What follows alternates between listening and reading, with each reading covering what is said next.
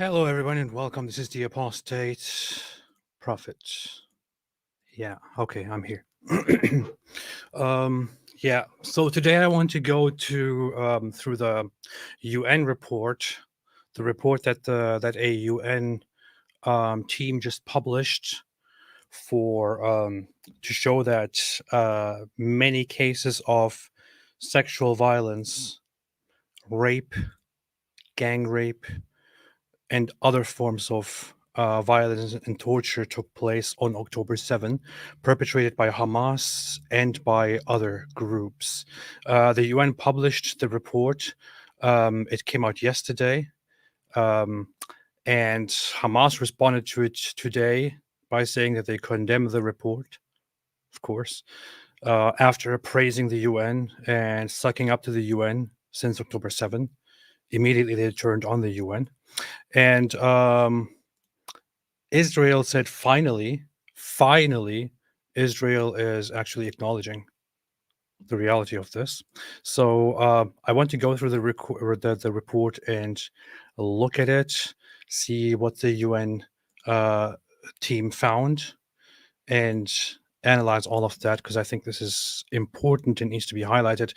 I made a community tweet about this, community post about this yesterday. I wasn't really sure if I should go through this live because it's kind of dark, but lots of people said I should, and I thought, yeah, I probably should.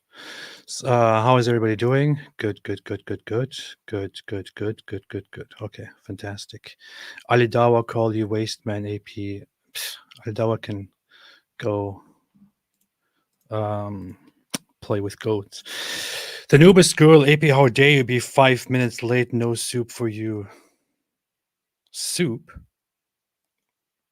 How dare you? How dare you? All right, let me share my screen here and go through this thing. Let's see. Okay. So the UN has been extremely disappointing and extremely lazy and has been employing organizations within its within the UN that are an embarrassment and that outright aid Hamas terrorists like the UNRWA or the UNRWA, which is basically a Palestinian organization for human rights in Palestine, as it claims. And it turned out that lots of the members of that organization participated in the October 7 terrorist attacks, and that has been coming out. And they also have a history of, for decades, indoctrinating the youth in Gaza with all kinds of terrorism and anti-Semitism and all of that. Then they have a UN special rapporteur who is a complete scumbag of a person. What's her name? Francesca Albanese. She shares fake news in favor of Hamas and against Israel and all of that. However, we now have a special team from the United Nations go to Israel, to the Gaza envelope within Israel, and to the West Bank and throughout Israel. So a team consisting of this woman who is the head of the team. What's her name? Pramila Patten. So this woman here, she went there together with an envoy, a team of experts on sexual assault and sexual violence and all of that. And she came back after 3 weeks or 2.5 weeks of going through Israel, collecting evidence, speaking to all kinds of people and all of that. She came and said there is clear and convincing information that hostages held in Gaza are subjected to sexual violence. So those who are still held in Gaza, because one of the conclusions in the report is that Israelis captured by Hamas and taken to Gaza are known or concluded to have experienced sexual violence in captivity, and it is there are reasonable grounds to believe that this is still continuing, which is why she says now that she calls for a ceasefire to immediately get those hostages out of Gaza and all that. Now, there are some people who took issue with this report, of course, because they are anti-Israel, anti-Zionism, pro-Hamas, and so on. And they were like, "Oh, this is not proof. It's not proof. It just says reasonable grounds." It would be nice to actually have somebody here who can reliably add something, a legal context. But reasonable grounds here, this term reasonable grounds, does not mean it's not like a common language, like, oh, I think it's reasonable that there was rape. No, reasonable grounds is a legal term, and basically means that that there is enough information and enough evidence to um, be convinced that a crime has occurred. Naturally, it is not a conviction, because even if you have plenty of evidence that you go to a crime scene and there's tons of material on the ground, there's blood on the ground, there are bodies and this and that, you might have reasonable grounds to believe that a big massive act of violence and murder and torture and this and that occurred, but you still have to go to court to establish all the facts and find proof beyond reasonable doubt to then lead to a conviction. But here is, for example, the explanation in legal terms. A quick definition of reasonable grounds refers to having a good reason to believe that someone has done something wrong or that a place has something connected to a crime. This is important because before the police can arrest someone or search a place, they need to have more than just a feeling that something is wrong. They need to have evidence or facts that would make a reasonable person believe that a crime has been committed. This is called probable cause. It's like when you have a good reason to think your little brother took your toy because you saw him playing with it earlier. That's reasonable grounds to ask him about it. And further, for example, if a police officer sees someone breaking into a house, they have reasonable grounds to suspect that the person has committed a crime. Similarly, if a person is found with drugs in their possession, the police have reasonable grounds to suspect that the person is committing a crime. So this is a solid case. But because of the standards of law, of justice, of course, you have to take this further and find all the details and all the evidence in order to then reach proof beyond reasonable doubt and make a conviction, which is why this UN team is now calling for a further thorough investigation into all of the details, because this team went there not to do an investigation, which is also something that people misunderstand. They say, oh, they were not there to investigate. Well, what they mean by that is that they were not there to establish all of the facts. They were there to basically establish reasonable ground. What comes next is to go in there and to look at all the details of everything that happened. So let's see what it says here. In a press release issued along with the report, which I will read in a little bit, not fully, but the relevant parts, that there are also reasonable grounds to believe that such violence, which includes other cruel, inhuman, and degrading treatment, may be continuing against those still being held by Hamas and other extremists in the Gaza Strip. The report from her office arose from an official visit to Israel at the invitation of the government, which included a visit to the occupied West Bank between 29 January and 14 February. In the context of the coordinated attack by Hamas and others of October 7, the UN mission team found that there are reasonable grounds to believe that conflict-related sexual violence occurred in multiple occasions, including rape and gang rape in at least 3 locations in southern Israel. The team also found a pattern of victims, mostly women, found fully or partially naked, bound and shot across multiple locations, which may be indicative of some forms of sexual violence. In some locations, the mission said it could not verify reported incidents of rape. Then there is a 1-hour press conference in which they go through it. Now, they also have in the report saying that there are some complaints and some evidence which they found in the West Bank coming from Palestinians of unjust treatment, including some forms of sexual violence, surveillance, like invasive searching, by Israeli security forces. And of course, Israel invited them. They concluded this. They will have to go through with that as well. If there is evidence that implicates certain Israel security forces, that has to be dealt with as well, to be very, very fair. However, the report here primarily focuses on what Hamas and Gazan organizations and people did.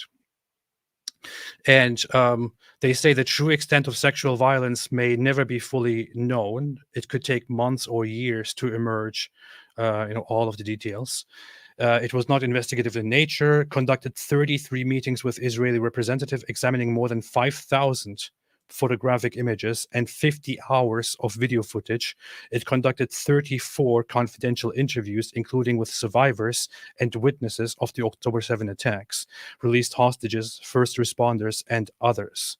The report says that Israeli authorities have faced numerous challenges in collecting evidence. Some people make it look like, oh, this is nothing. It's just, they just went there and just listened to the Israeli authorities, just a few people. No. This here shows the extent of their search. But let's get to the report. Let us look at the report. So the report is relatively long. I'm not going to read all of it here. However, I will look at a few places.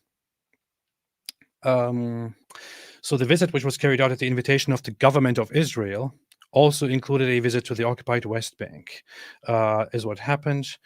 Ethical interviewing of survivors, victims, and witness of sexual violence crimes, and so on. The mission team visited the 4 locations affected by the October 7 attacks in the Gaza periphery, namely Nahal Oz military base, Kibbutz Be'eri, the Nova Music Festival site, and Road 232, where reports of sexual violence had emerged. For the purpose of the present report, information was also gathered pertaining to incidents of CRSV, which means conflict-related sexual violence, reportedly committed in Kibbutzim, Kfar Aza, and Reim, which the mission team did not visit. Information received by the mission team indicates that on the morning of October 7, at about 6:30 and under the cover of an unprecedented barrage of rockets, a coordinated attack by Hamas and other groups happened against civilians, resulted in 1,200 fatalities. Total of 253 individuals, including some deceased, were taken as hostages. Yep. And authorities face numerous challenges in the collection of evidence. With very specific challenges related to the crimes of sexual violence. This included limited survivor and witness testimony, limited forensic evidence due to the large number of casualties, and dispersed crime scenes in a context of persistent hostilities. The loss of potentially valuable evidence due to the interventions of some inadequately trained volunteer first responders. This is a shame. The prioritization of rescue operations and the recovery, identification, and burial of the deceased in accordance with religious practices over the collection of forensic evidence. Also, significant number of the recovered bodies had suffered destructive burn damage.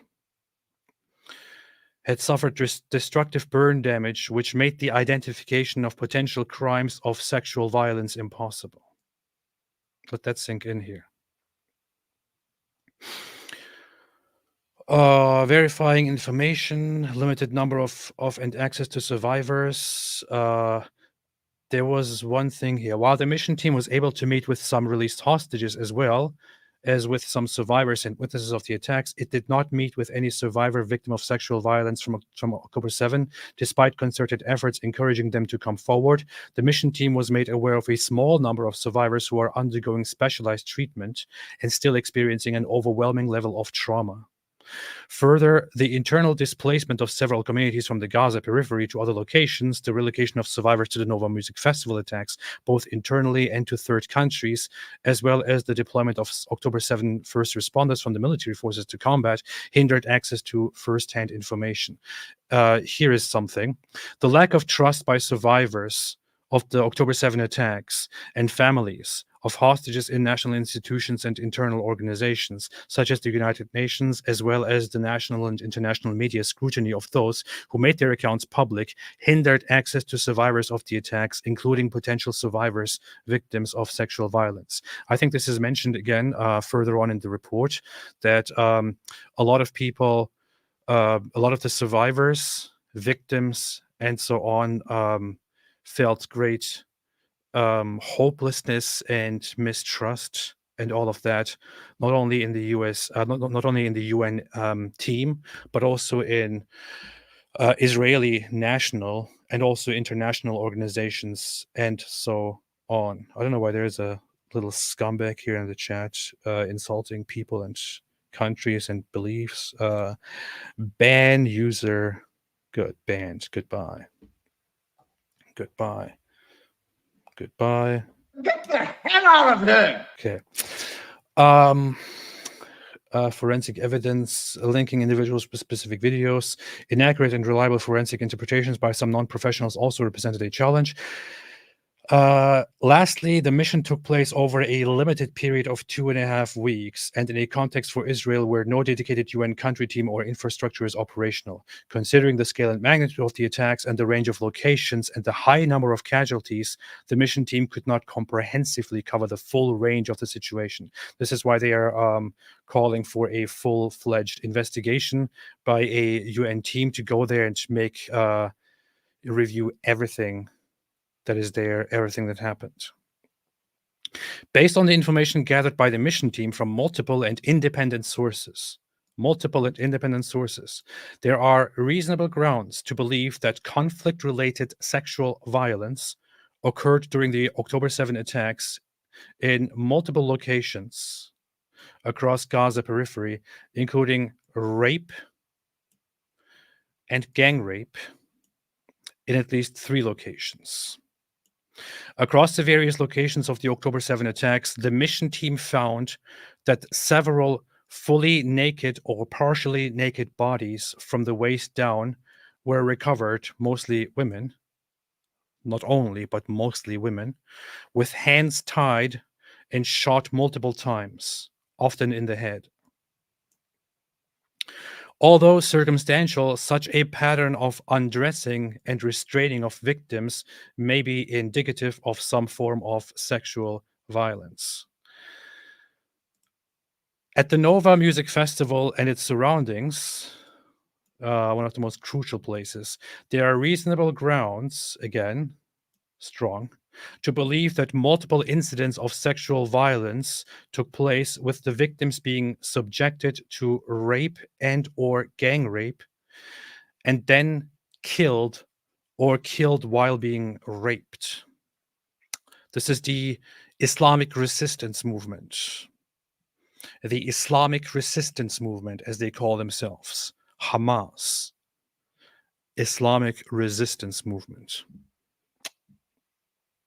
Reasonable grounds to believe that multiple incidents of sexual violence took place, with victims being subjected to rape and or gang rape. So they have reasonable grounds to believe that gang rape took place, and they go rape and or gang rape, and then killed or killed while being raped. Credible sources described finding murdered individuals, mostly women, whose bodies were naked from their waist down, some totally naked, tied with their hands behind their backs, many of whom were shot in the head. On Road 232, credible information based on witness accounts describe an incident of the rape of 2 women by armed elements, by Hamas terrorists. Other reported instances of rape could not be verified in the time allotted. The mission team also found a pattern of bound, naked or partially naked bodies from the waist down, in some cases tied to structures, including trees and poles, along Road 232. A pattern of bound, naked bodies tied to structures like trees and poles. This is the Islamic resistance movement, the pure Islamic resistance movement that is fighting oppression, supposedly fighting apartheid here. The mission team conducted a visit to Kibbutz Be'eri and was able to determine that at least 2 allegations of sexual violence widely repeated in the media were unfounded due to either new superseding information or inconsistency in the facts gathered. Good to see consistency here. These included a highly publicized allegation of a pregnant woman whose womb had reportedly been ripped open before being killed, with her fetus stabbed while still inside her. I like to think that it is good that this is likely not true. Other allegations, including of objects intentionally inserted into female genital organs, could not be verified by the mission team due in part to limited and low-quality imagery. This will be left to the full-fledged investigation. In Kibbutz Kfar Aza, while reports of conflict-related sexual violence, including at least one instance of rape, could not be verified, available circumstantial evidence may be indicative of some forms of sexual violence. In this kibbutz, similar to other locations, female victims were found fully or partially naked to the waist down, with their hands tied behind their backs, and shot.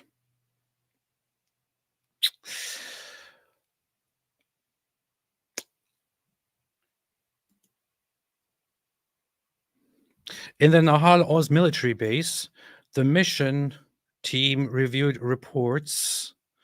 Nada said, "My overdue jizya payment, Mr. Prophet, please accept it." I accept it. I accept it today. Thank you so much. And I'll expect you back soon. Not necessarily with jizya, just your presence here. In the Nahal Oz military base, the mission team reviewed reports of sexual violence, including a case of rape and genital mutilation, neither of which could be verified. With respect to the latter instance, while the forensic analysis reviewed injuries to intimate body parts, no discernible pattern could be identified against either female or male soldiers. However, 7 female soldiers were abducted from this base into Gaza. I'm constantly conflicted when I read these between feeling relieved about something and then also not. I don't know. With respect to hostages, the mission team found clear and convincing information.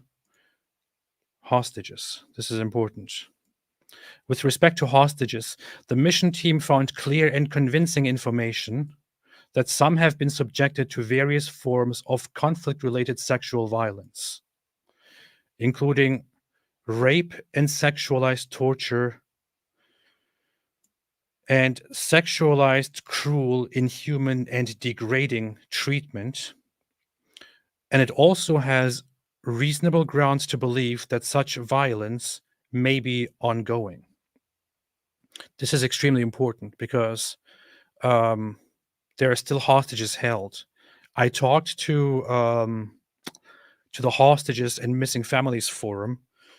That is the Bring Them Home group that is that spreads all those chains and hoodies and makes all the ads to advocate for the return of hostages.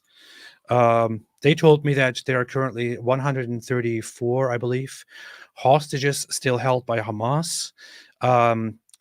They have credible information that around 30 of those are already dead, but they are still kept by Hamas. Their bodies are still kept by Hamas.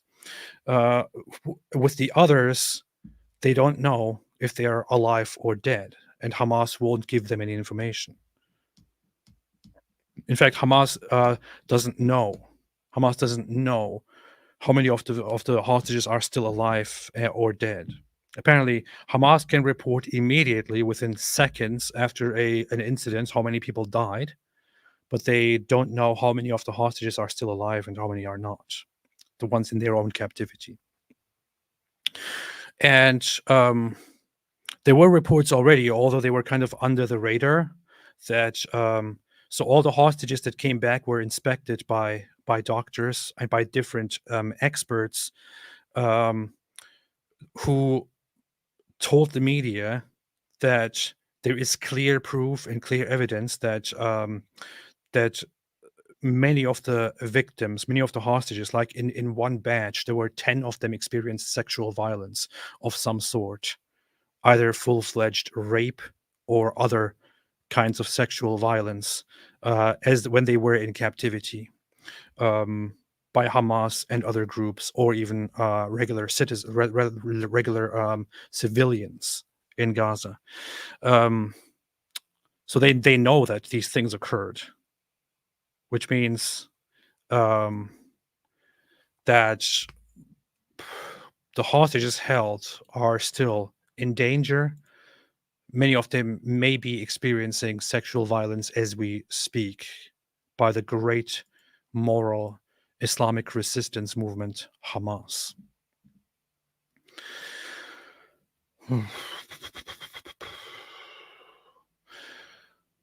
And then there is a visit to the Palestinian territory, to Ramallah, occupied West Bank, upon invitation by Israel, where they listened to complaints.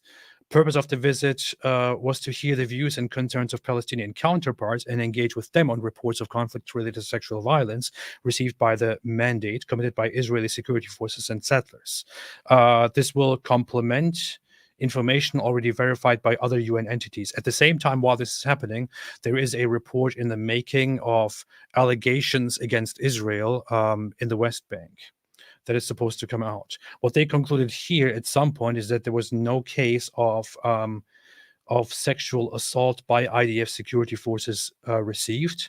However, they were told by people in the West Bank that there were cases of harassment by Israeli security forces against people in the West Bank, or threats of sexual violence and things like that, where the authorities in charge, the Israeli authorities, said there is no way, and we make sure to punish anyone who commits such acts. Key recommendations from the visit. Don't want to read through this whole thing. I think they will summarize this later. Oh, here is an important point.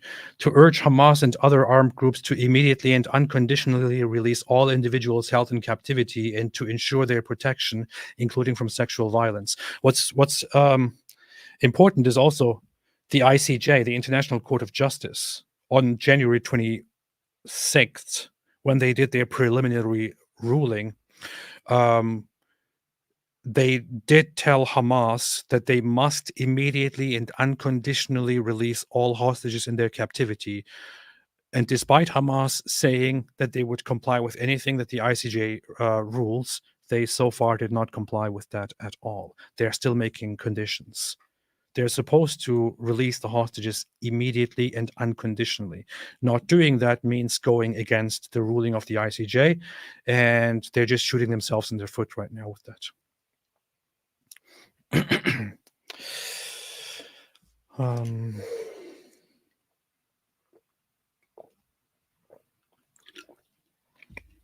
All right. Composition of mission team. I made a notes on several spots here that I will want to go through very, very quickly. Mission was not intended to be and is not a substitute for an investigation by relevant United Nations entities mandated for that purpose, nor is it a replacement for criminal investigations and proceedings subject to due process of law. Some geniuses were like, oh, look, this is not an investigation anyway. Well, that's how it goes. First, a team goes and establishes reasonable grounds, and then a full-fledged criminal investigation starts investigating all of the evidence and establishing the case until they reach a solution or a conclusion and a conviction. The primary standard of proof in this report is one of reasonable grounds to believe. There have been occasions where more information has supported a finding of fact, and the overall finding has therefore been stated to be established at the level of clear and convincing information. United Nations reporting has used a clear and convincing standard, and although there is no single definition of the term, it is generally agreed that clear and convincing information or evidence rises above reasonable grounds to believe, yet falls below beyond a reasonable doubt. So some of the things that are here explained as clear and convincing are even stronger than reasonable grounds, which means there is very little reason to doubt that something occurred, that a certain crime occurred. Conflict-related sexual violence. The term thus refers to rape, sexual slavery, forced prostitution, forced pregnancy.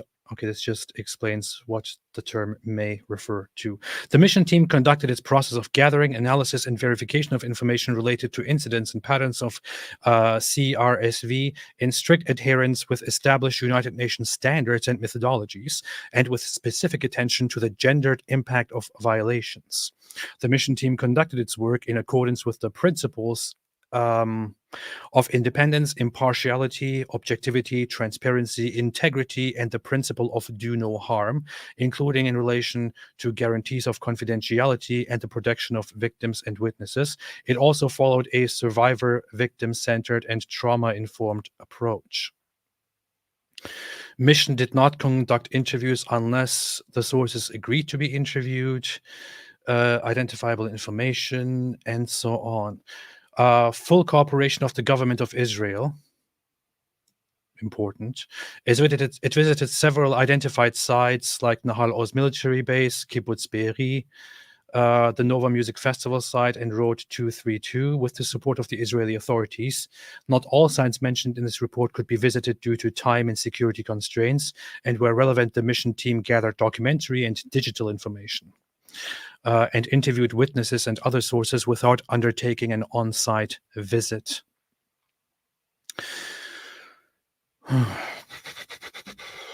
All right. 33 meetings with representatives of the Israeli national institutions.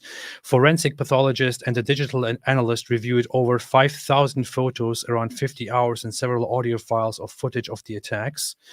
CCTV, traffic surveillance cameras, actual cameras, body cameras, and so on. All right. 27 representatives of Israeli civil society, including the Hostages and Missing Families Forum, NGOs, academics, and activists working on women's rights, sexual violence, and international criminal law during 7 meetings at which information was shared. The mission team also met with families and relatives of hostages still held in captivity, as well as some members of the community displaced from kibbutz Nir Oz. Further, the mission team carried out its own confidential interviews with survivors and witnesses of the 7 October attacks, released hostages, first responders, health professionals, service providers, and others. In total, the mission team conducted interviews according to UN standards and methodology, with a total of 34 interviewees. All right. Now, let's get to...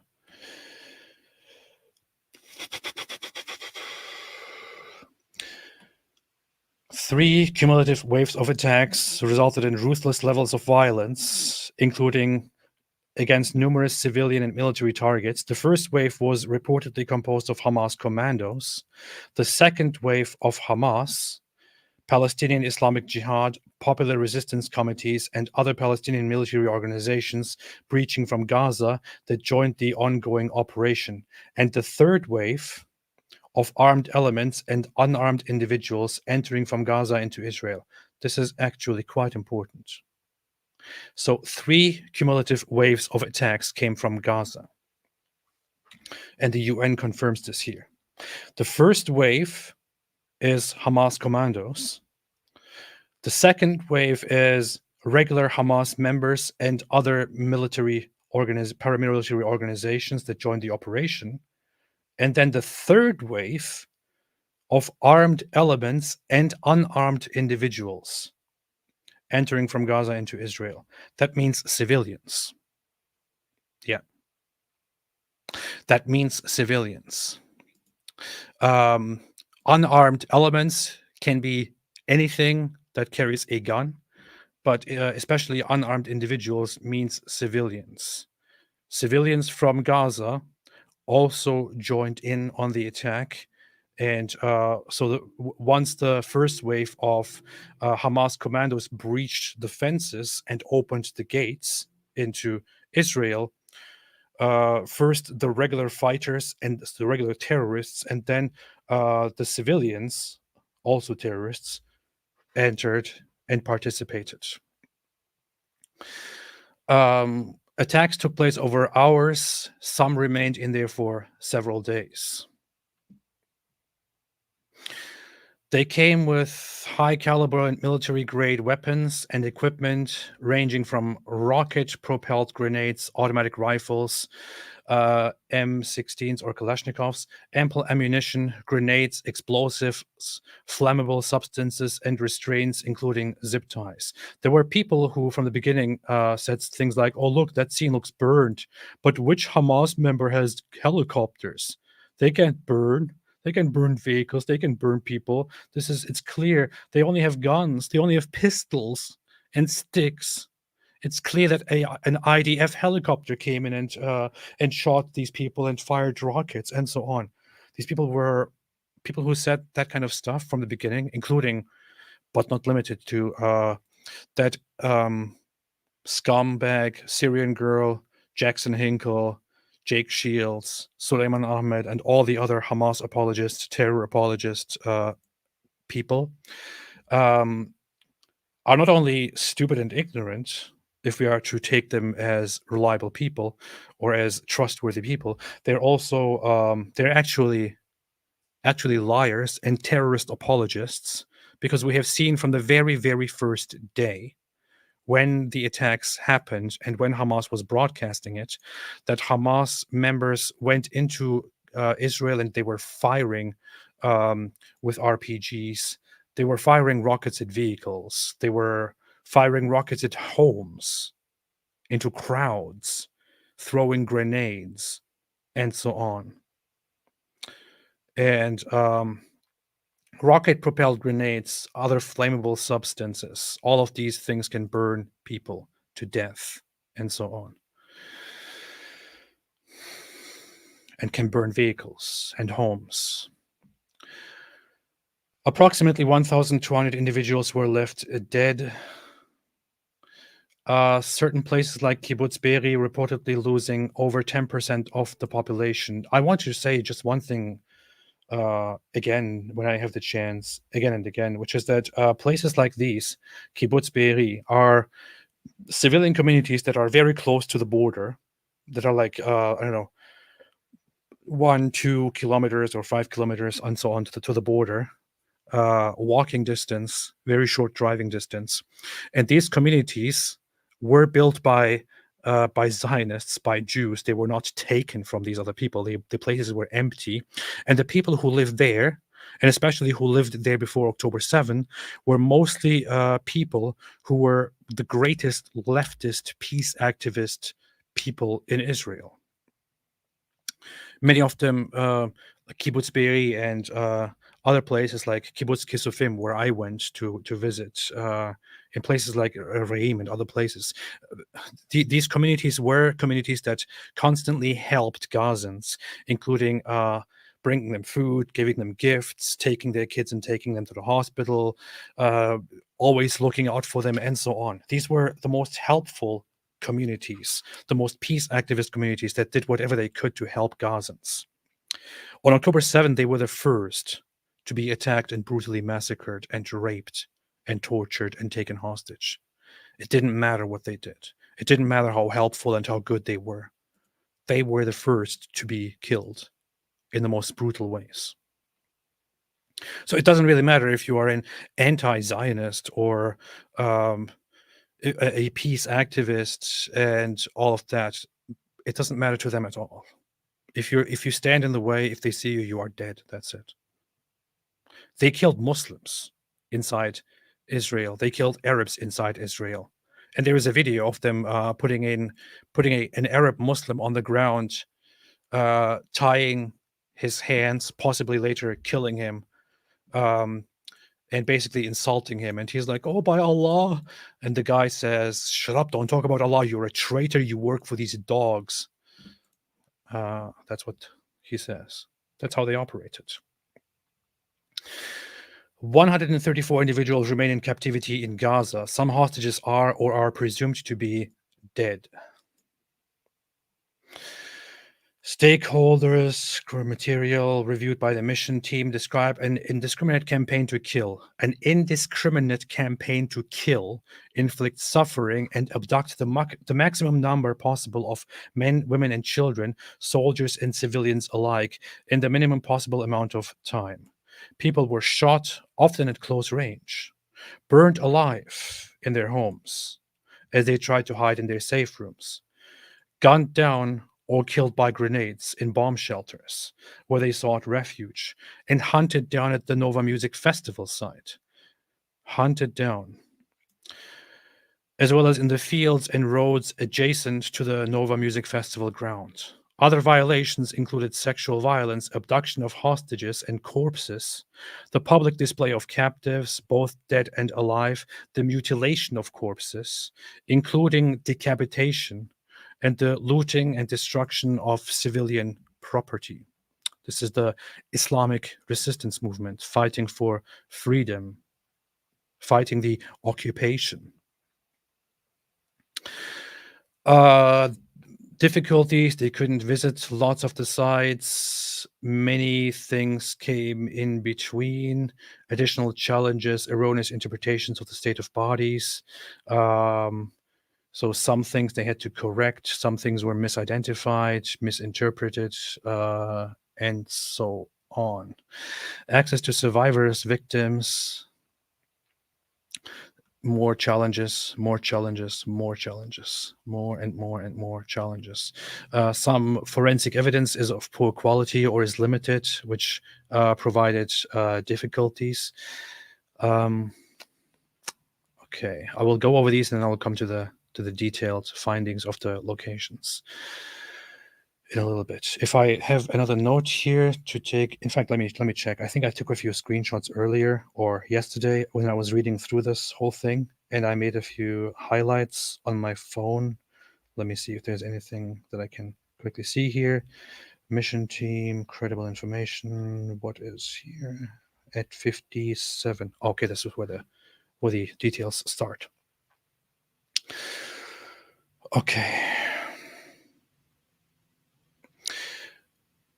Intrinsic challenges faced by national authorities as well as those encountered by the mission team impacted the gathering, analysis, and verification of information on conflict-related sexual violence, and so on and so on.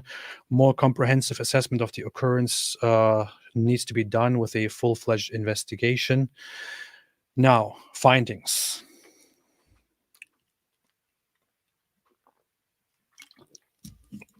Findings. Before I continue. Before I get into the actual findings.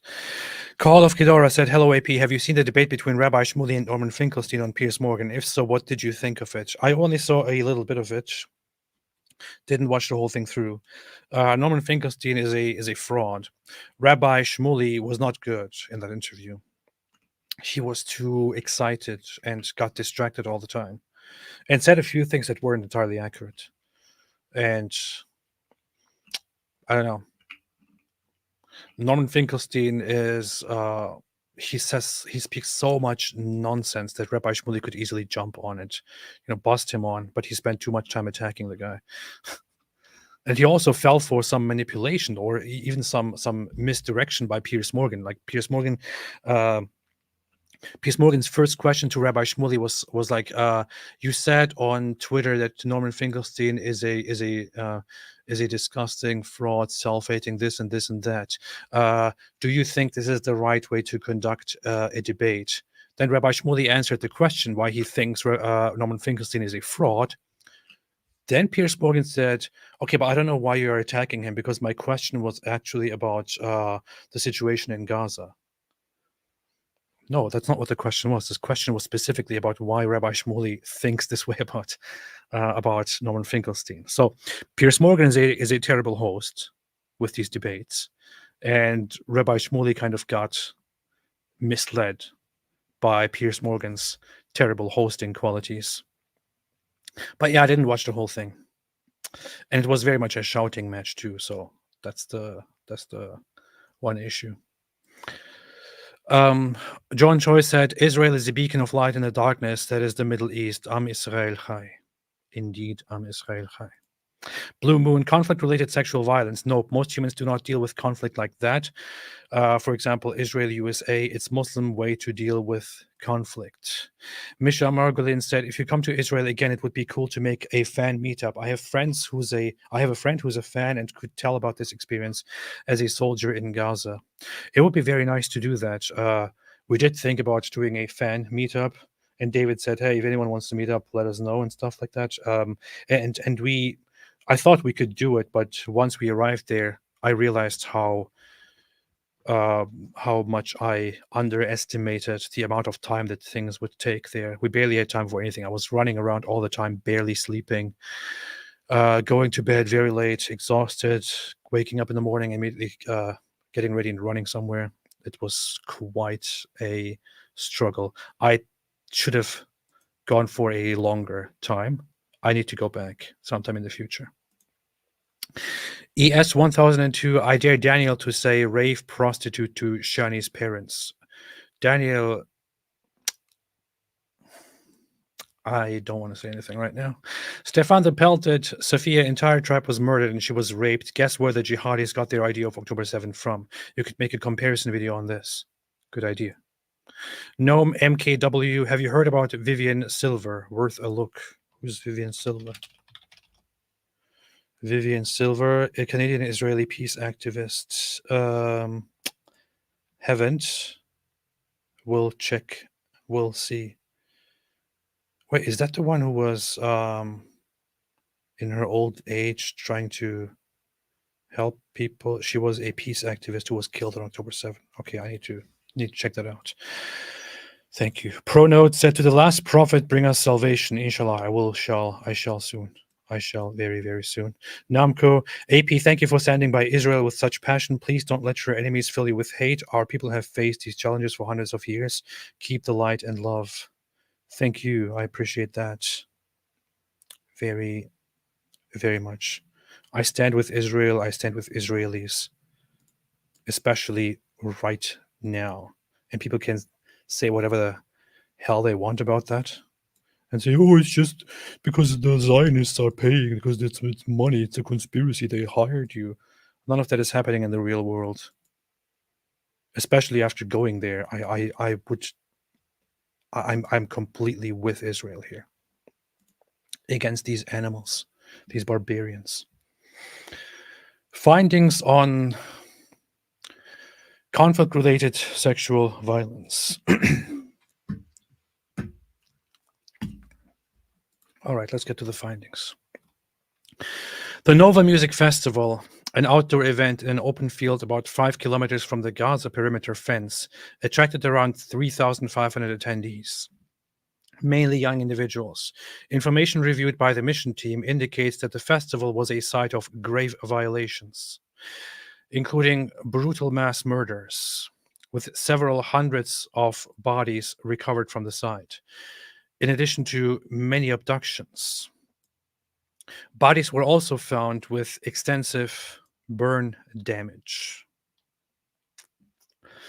Based on the examination of available information, including credible statements by eyewitnesses, there are reasonable grounds to believe that multiple incidents of rape, including gang rape, occurred in and around the Nova Festival site during the October 7 attacks.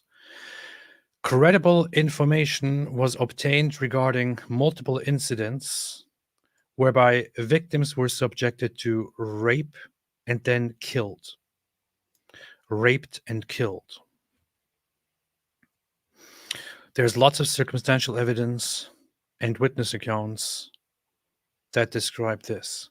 And keep in mind, this is not a report written by random people who just went there and listened to a bunch of people.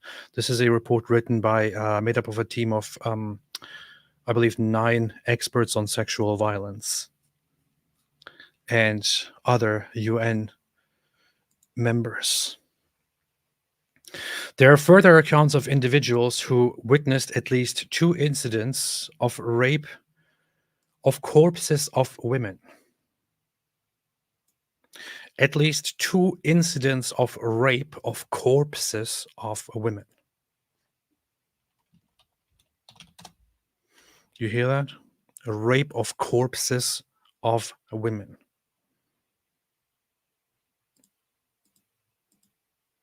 Necrophilia. We have videos, big coincidence, by Hamas members after being in Israeli police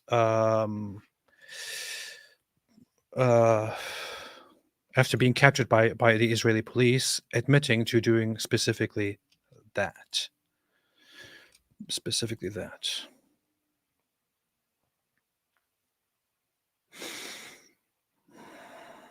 Let's see. شو اسمك الرباعي أول شيء؟ جهاد فوزي محمد. اللي كتبته كان مع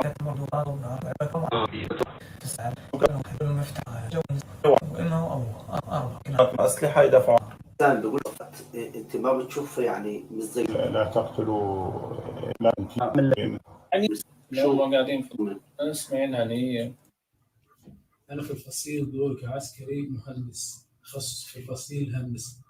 حكينا في مجال المناورة اللي كان هم كي قلت تيجي جيبتها غرفة ورا غرفة ورا غرفة بعد قتل المرفن في المرفن. أوكي. وحكيت لي إنه كان واحد يسأل سأل ممكن ما ترجعش يختلف عن العسكر صغير ولا الاختيار صغير بتلاقي القائد كل شيء تعمله حسب العسكر تقتلوا وتعملوا كل الاحترامية. قائد الكتيبة قال اقتل ودعس عروسهم وبدنا نقطع رقابهم زي هيك كانوا. طلع حماس وطلع داعش. والاطفال يعني الكلام يعني انه اقطع العمل بصراحه حيوانات يعني هذا العمل. They became animals. It's a thing a person doesn't do. مش بني ادم انه اقطع راس بني ادم. There it is. Beheading people, having sex with dead bodies, meaning the body of a dead woman. It's a body, it's not humans that do that. And things like that happened. Yes. This guy,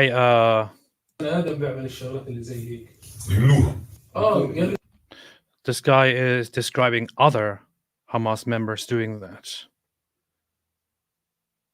He is a Hamas member, captured from October 7. He describes other Hamas members as having sex with dead bodies, raping dead bodies. There's no reason to believe that this guy also didn't participate in that. No matter if this guy is completely compliant and talks about it all or not, he was part of the attack.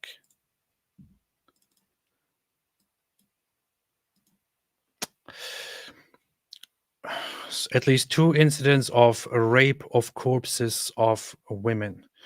It's quite understandable that this is what these sick, disgusting maggots, these animals do, considering that they come from a group of people and a place where they treat their women like garbage while also covering them up and repressing their sexuality or repressing the women while being told themselves that if they are in war, they can take a bunch of sex slaves, and if they die, they can go and have sex with a bunch of dedicated, wonderful sex dolls made for them by Allah. With all that pressure that they have, it's of course understandable that these maggots would, after attacking on October 7, also end up raping dead bodies, raping the corpses of women.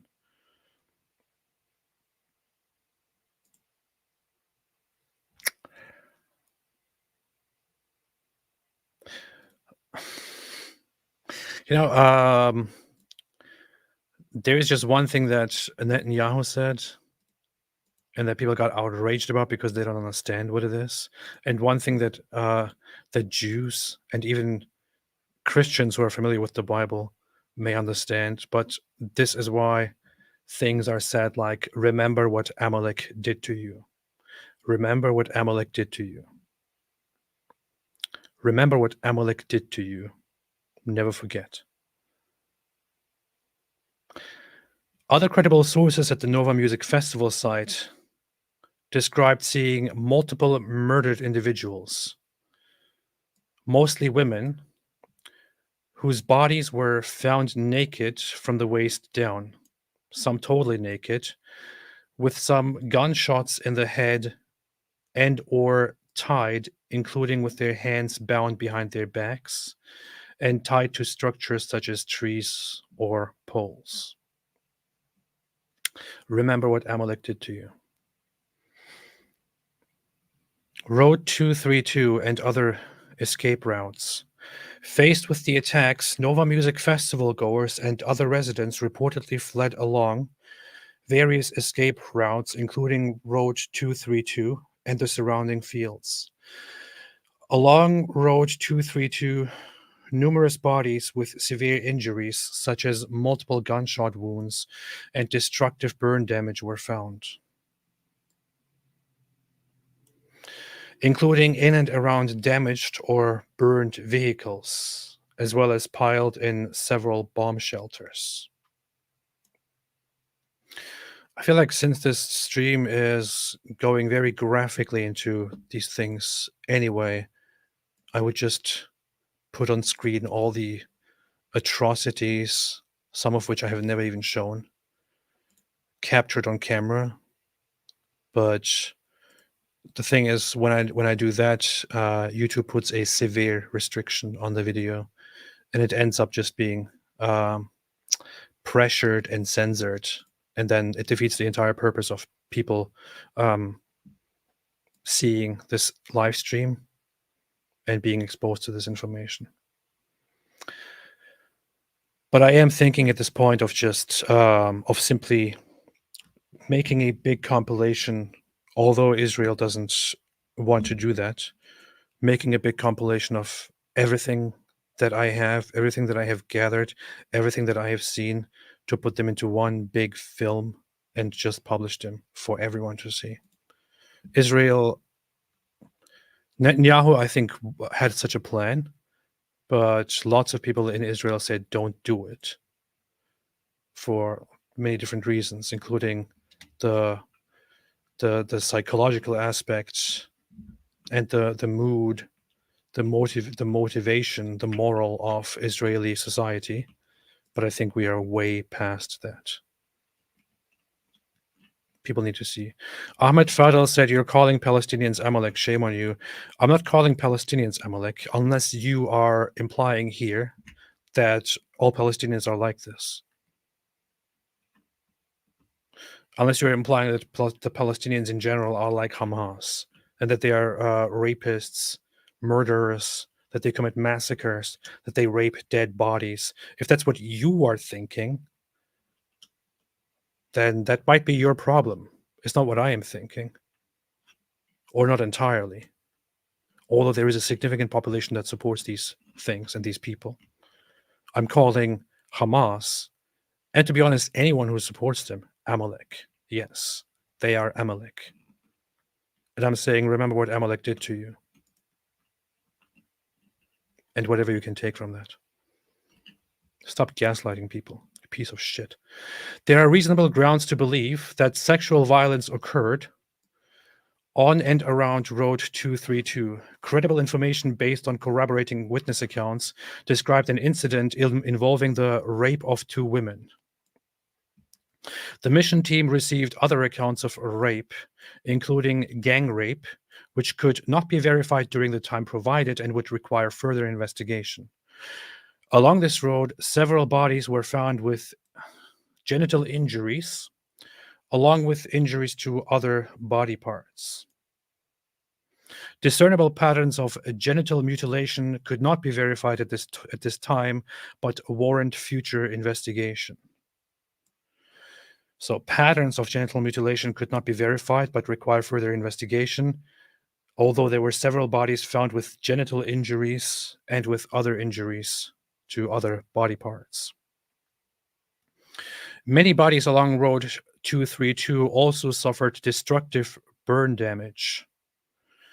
And conclusions as to conflict-related sexual violence, including genital mutilation, related to these incidents could not be drawn. Okay.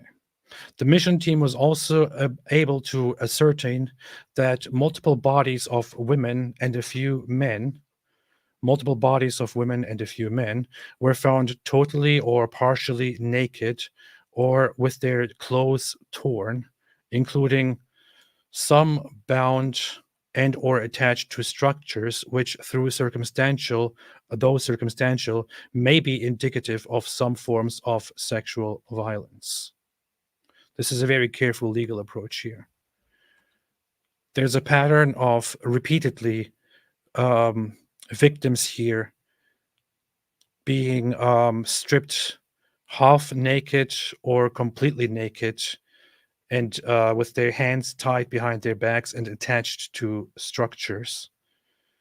And it looks like they did that because they sexually abused, they raped these victims. But this is called circumstantial evidence. So it needs to be further investigated.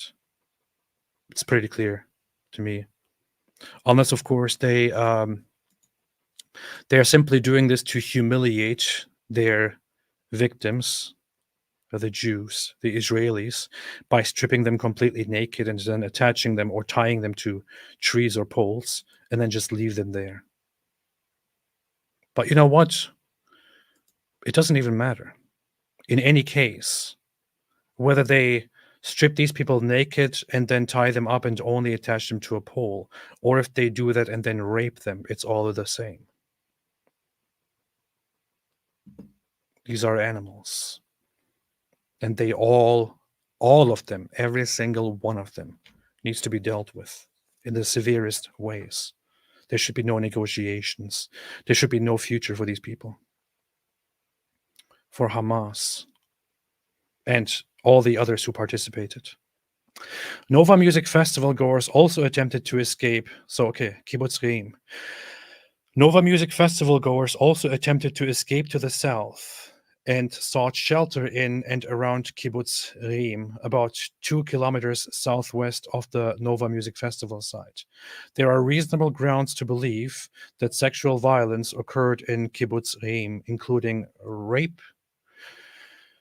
This includes the rape of a woman outside of a bomb shelter at the entrance of Kibbutz Reim, which was corroborated by witness testimonies and digital material.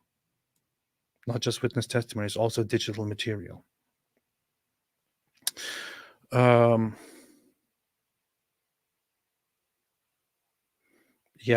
what that means is basically, so there's a pattern of them repeatedly killing Israeli civilians by stripping them fully naked, tying their hands behind their backs and attaching them to trees or poles, and then killing them. And that pattern implies that there is sexual violence. But in my opinion, it doesn't matter if there's full-fledged rape as a result of that, or if they're just doing that and leaving them and killing them. I think it's all the same. X something said, AP, what do you think about people switching on you? You mean turning against me because of these things? Screw them. That's what I would say. I would say, Get the hell out of here!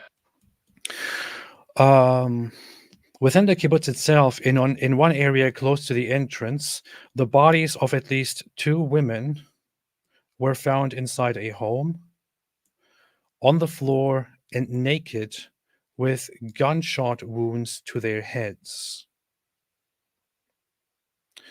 This is again one of those things. You can try as hard as possible to defend your Islamist terrorist bastards here. Why is there a repeated pattern, now fully established and confirmed by the UN team, of Hamas members and other Gazan terrorists going and stripping women naked and shooting them in the head. What exactly is the purpose here? And of course, these are just to highlight how barbaric, how messed up, how disgusting, how inhuman, and how undeserving of any mercy these people are. It's already enough that they go into civilian towns, into homes, and target and kill random people. They claimed at the very beginning, and they still claim, that this was an attack on military targets. It was not. They overwhelmingly attacked civilians. They attacked civilian communities. They killed people in their homes. They killed people, over 300 people, close to 400 people at a festival, and captured them. That was not a military target. They landed there. There is apparently now reason to believe that they were actually really not aware of the Ray Music Festival, the Nova Music Festival that was taking place. They thought they're going to land on an empty field and attack the civilian communities, and from there on use them as base and go further into Israel. But they were surprised when they landed to find that there is a music festival happening on that field. So what they did, of course, was not to say, "Oh, there are a bunch of civilians here. We should get out of here." No, what they did was they thought, perfect opportunity. Thousands of civilians gathered in one place, all unsuspecting. It's perfect for us to just go in there and massacre people, take them captive, rape them, and so on. Of course, there are other theories that they actually knew about the festival, that they were informed about it, but they didn't seem very, very well prepared on that day in terms of finding their way and all that. In any case, none of it makes it better or worse for them. In the end, they didn't hold back. They just killed and killed and killed and killed and killed, and raped and tortured and abducted and so on.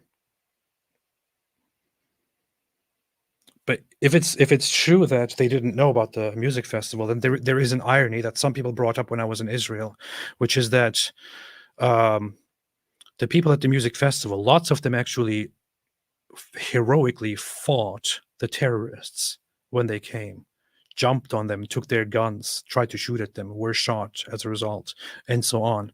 Lots of these people, so Hamas wasted or lost a lot of time there attacking that place.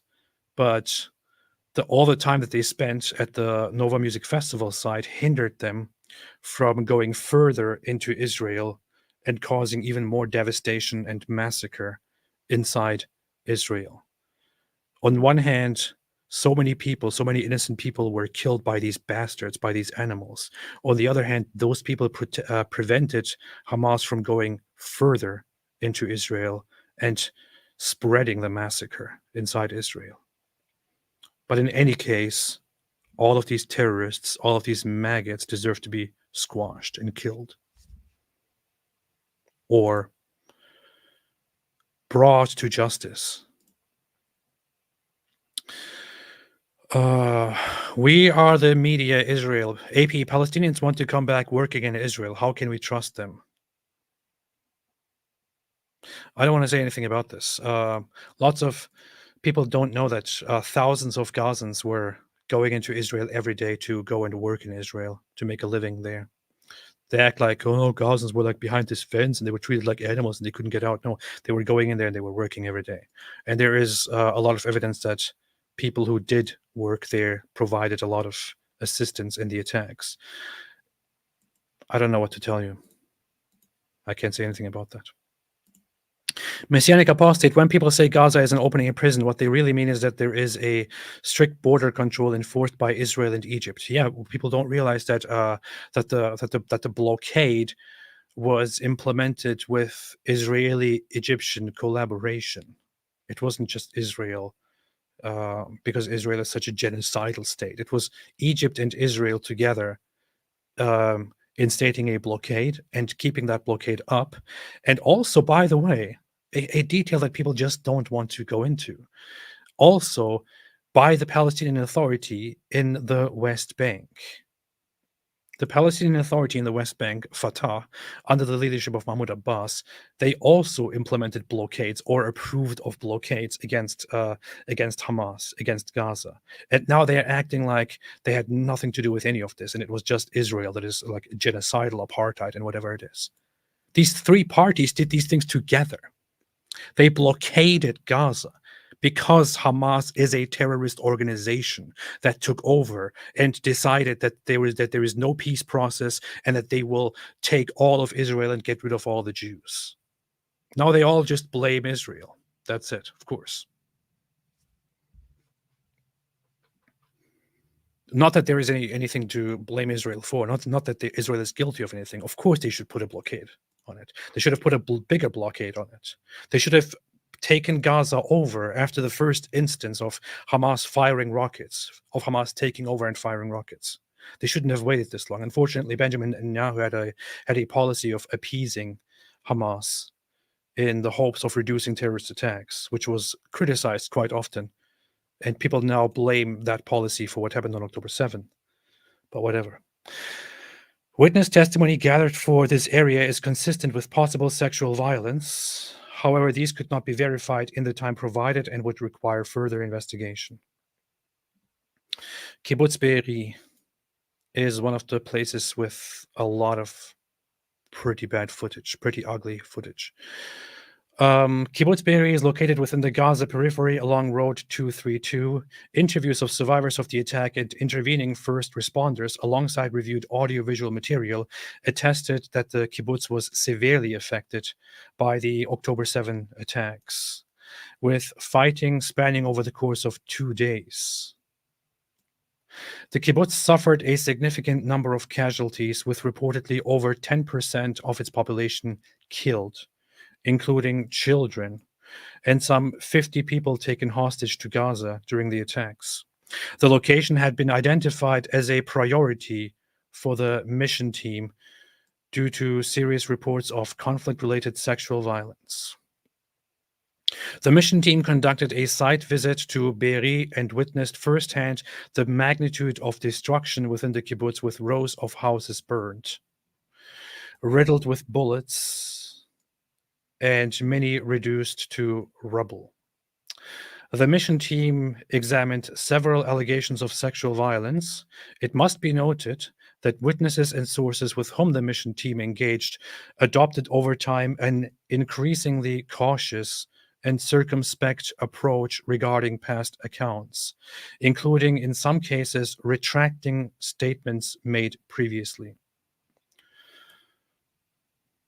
Some also stated to the mission team that they no longer felt confident in their recollections of other assertions that had appeared in the media. This is a pattern that you can find repeatedly in extremely traumatic events, especially ones of this magnitude that affected a community, of initial accounts given or later accounts added, or previous accounts taken back and said, I'm not sure anymore about that, and so on. And then you have people who come in and say, oh, look, they say whatever they want, they can't be relied upon. No, this is called trauma. This is called severe PTSD.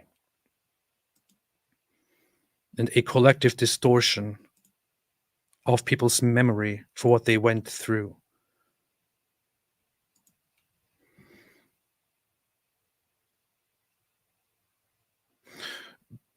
We have so many videos of this community being brutally attacked, of Hamas walking through the civilian homes and shooting into them, shooting on sight, firing rockets from the distance, throwing grenades into their homes, and so on. The people living there have no confidence anymore in people who come to visit from the outside. Imagine living there. Imagine your community, your home was attacked like that.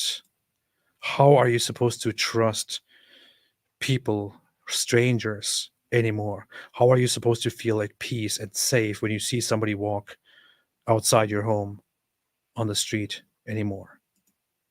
I talked to somebody when I was in Israel, and I only recorded her voice when she spoke to me, who grew up in a settlement that was a re-established Jewish settlement surrounded by Palestinians who harassed them repeatedly.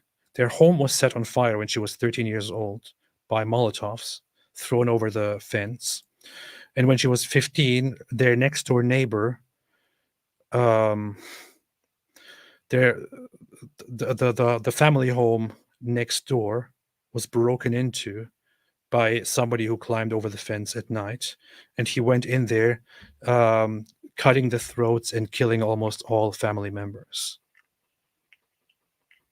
Upon which they had to leave and come back after a while. Imagine how that traumatizes you.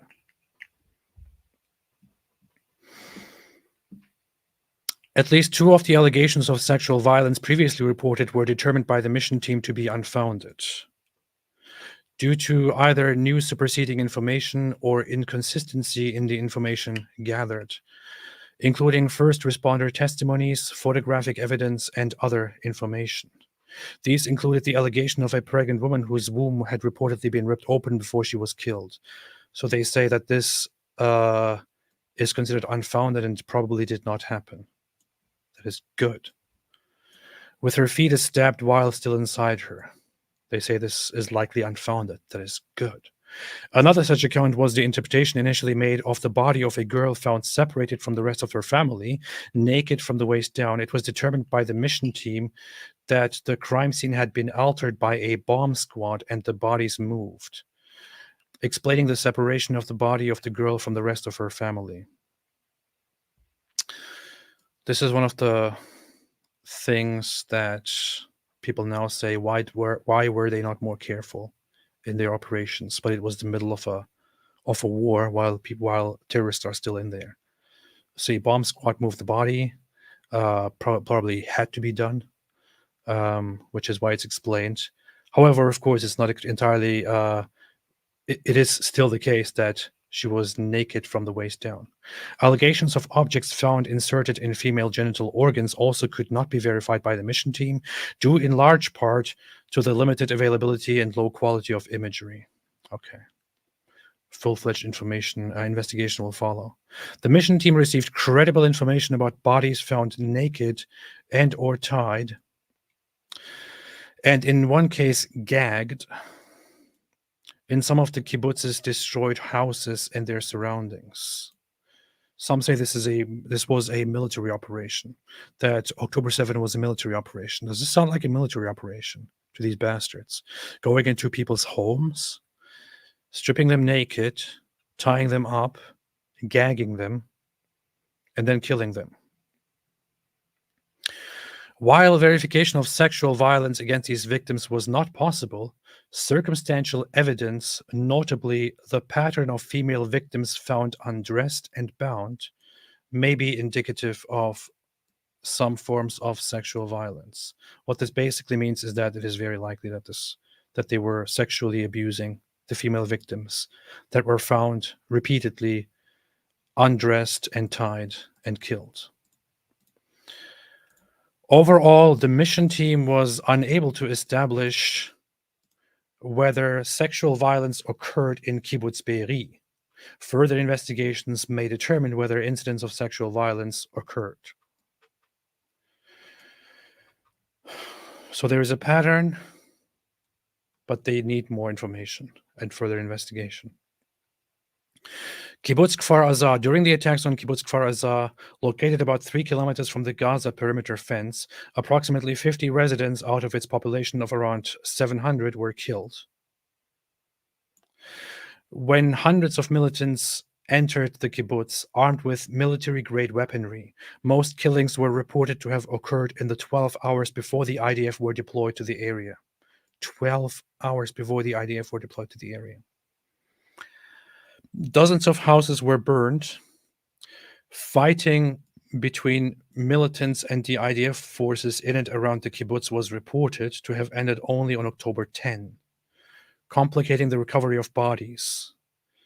The mission team collected information from first responders who reported discovering bodies of women naked with their hands tied behind their backs and gunshot wounds to the head. Now, here's something interesting. There are some of these terrorist supporters, again, who will say things like, oh, you can't trust the first responders. They're just biased Israelis. The report already established multiple instances or a pattern of victims in different locations being stripped naked, especially women, and their hands tied behind their backs and gunshots in their heads, or tied to structures and then killed this way. So when they go and hear such accounts from first responders, this is pretty much a corroborating evidence. They are presenting something which they themselves can already independently confirm. So they don't have to trust the first responders anymore. They already know that this is indeed a thing and that they are most likely not making it up. While verification of sexual violence against these victims was not possible at this point, available circumstantial information, notably the recurring pattern of female victims found undressed, bound, and shot again and again, female victims found undressed, stripped naked, bound, and shot, indicates that sexual violence, including potential sexualized torture or cruel, inhuman, and degrading treatment, may have occurred. This is the Islamic resistance movement. Islamic resistance movement.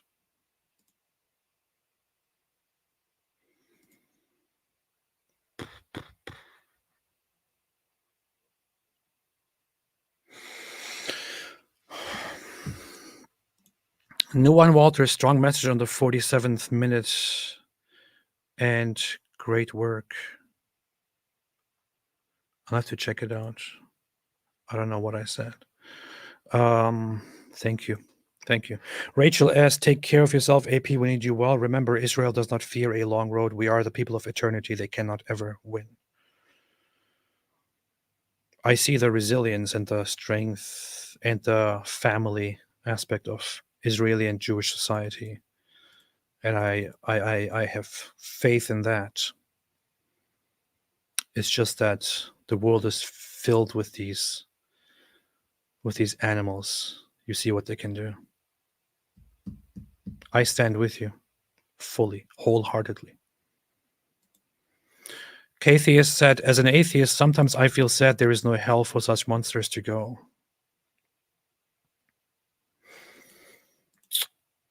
Lauren Plitch, an attack on Jews similar to this happened in Algeria, 1934 Constantine riots.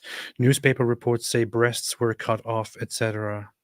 I'm aware. One of many pogroms against Jewish people. DKDS made a super chat of 10 euros. Thank you so much. Appreciate it. Ryan Gosling gifted 1 membership. Thank you. Jens Philip Herman says Hamas, Orcs of Morgoth, or even worse. There's nothing even in these stories as terrible as these people who will raise their children explicitly to fight and kill the Jews, then cut their lives very short and bring them out there, put them into a war zone, let their children die, then use their children as propaganda tool to say that those people are killing us, while at the same time going over the fence to those people and doing all kinds of unthinkable atrocities to those people. There is a deep sickness, a deep, deep sickness that Hamas and other groups in that place foster and push and keep alive. There should be no compromise. There is no future for these people, for those organizations and what they do. Remember what Amalek did to you. Christina says, at times Israel reminds me of Dawa. They brainwash their citizens to believe that Islam is peaceful and lie about what Islam actually teaches. I still have my reservations about how Israel handles the situation with Islam. But the thing is, Israel, as much as they try to detach Islam from Hamas and Islamic extremism, and as much as I disagree with that, there is something that works, which is the Israeli Arab Muslim population is not remotely as messed up as the population on the other side. Yeah. DKS says, I have a question about the trees and stones prophecy. Not a single Muslim who is dead is in Jannah, correct? They are in a lobby waiting for the day of judgment. So in order to get to heaven, all Jews must die. Yeah, so the belief is that all dead people, they are basically waiting in the grave, which may be where they may be subject to questioning and torturing, or simply a very nice vacation until the day of judgment. The day of rising comes and everyone is risen up and judged, and then they go to their designated places, to heaven or hell. That's the Islamic belief. And yes, the Islamic belief, according to Muhammad's prophecy, is that before that day comes, before the day of judgment comes, the Jews will be fought and killed. That's what the prophecy says. I always, every single time, especially during these times when lots of people, because of this conflict, come in, have people who come in and who have never heard of that, or who can't believe that that is an actual thing. But this is a very reliable, very authentic, very well-known narrative in Islamic sources, in Sunni sources, and Muslims around the world believe in this. So for those again here, Sahih Muslim, I learned this when I was a little child. Muslims around the world learn this and repeat this. The last hour would not come unless the Muslims will fight against the Jews, and the Muslims would kill them until the Jews would hide behind a stone or a tree, and a stone or a tree would say, Muslim, O servant of Allah, there is a Jew behind me, come and kill him. But the tree Kargat would not say, for it is the tree of the Jews. So yes, you're right. It says the last hour. What it actually says is the hour. The hour would not come unless Muslims will fight against the Jews. And the hour always refers to the day of judgment, when everyone is risen and judged. This is the problem. This here is the problem. Nothing else. This here is the problem. It's the religion and everything it teaches, all these perversions. Paradisus Infernalis says, on 7/10, Israel saw what no other modern democracy has seen, what no one should ever experience. Second horror came when the world reacted how it reacted. Hard to believe, hard to continue. You are the voice that helps heal. Thank you. I appreciate it. It's hard sometimes to predict how messed up people are. You can go back and look at my live stream and how I reacted to it initially and what I tweeted. I was actually under the delusion and false assumption when October 7 happened that, yeah, this is it. After this, they won't be able to play the victim anymore. They won't be able to convince people around the world that they are the victim. They won't be able to play the same game anymore. It's over now. They have proven to everyone that they are or they have damaged their reputation and their image forever. And even those who stood with them will now have to dissociate themselves from them. Like, people can't possibly stand behind this. That's what I thought on that day.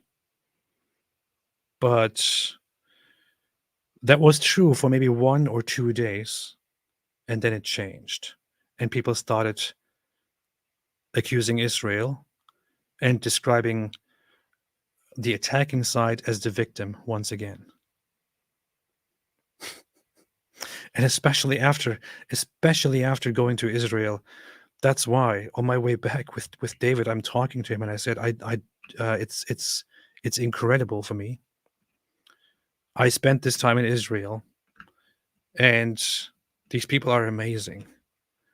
And it's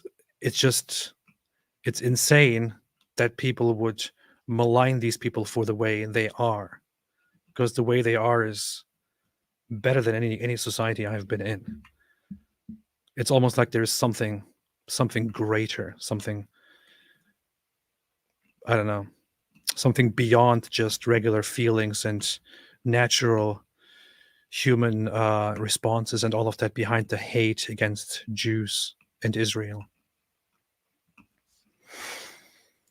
Feels like it in the moment. Bar Mustel said, read Ori Ansbacher shall have it pass, Vogel family. I will see. Let's continue. Nahal Oz military base. Nahal Oz military base operated as a hub for signals intelligence and monitoring of the Gaza perimeter fence. A significant number of male and female soldiers stationed in the space were killed in the October 7 attacks. 7 young women undertaking their mandatory military service were abducted from Nahal Oz military base and taken to Gaza. Isn't this the one where everyone stationed on that day was killed? Or was that a different one? Let's see. Nahal Oz. Oh no, these are 2 different places. So there is the what is this? There's the Reim military base. No.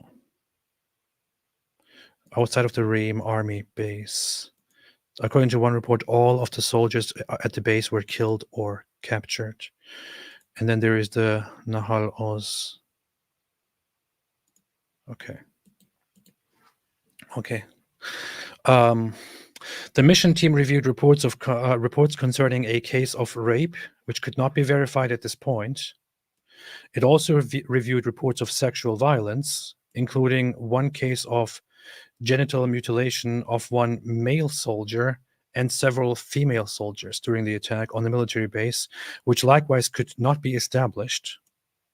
The photos from the identification process of 41 killed soldiers from Nahal Oz military base were scrutinized by the mission team. After excluding corpses with destructive burn damage and one corpse with very limited photos, the photos of 20 men and 9 women remained for analysis. Among these soldiers, while the forensic analysis reviewed injuries to intimate body parts, no discernible pattern of targeted injuries to intimate body parts could be identified in either sex. Okay, so no discernible pattern could be identified. Specifically, 7 soldiers did exhibit gunshot wounds around the genitalia and or buttocks, though along with multiple gunshot wounds to other body parts such as the trunk and legs. As such, the review was inconclusive with regards to patterns of genital mutilation. One discernible pattern emerged. 24 out of 29 soldiers displayed apparent, often multiple gunshot wounds to the head. I would think it would be very difficult to, even for these terrorist animals, to go and try to extensively do the very same things that they did to these others, to people inside a military base. But gunshot wounds around the genitalia and or buttocks, but also other parts like trunks and legs.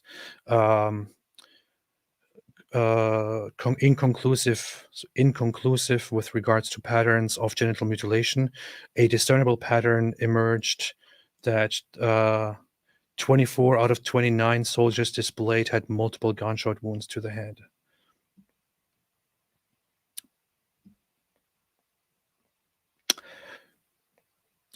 I just want to describe one thing, two images that I know from this base and the other place in Reem, where they took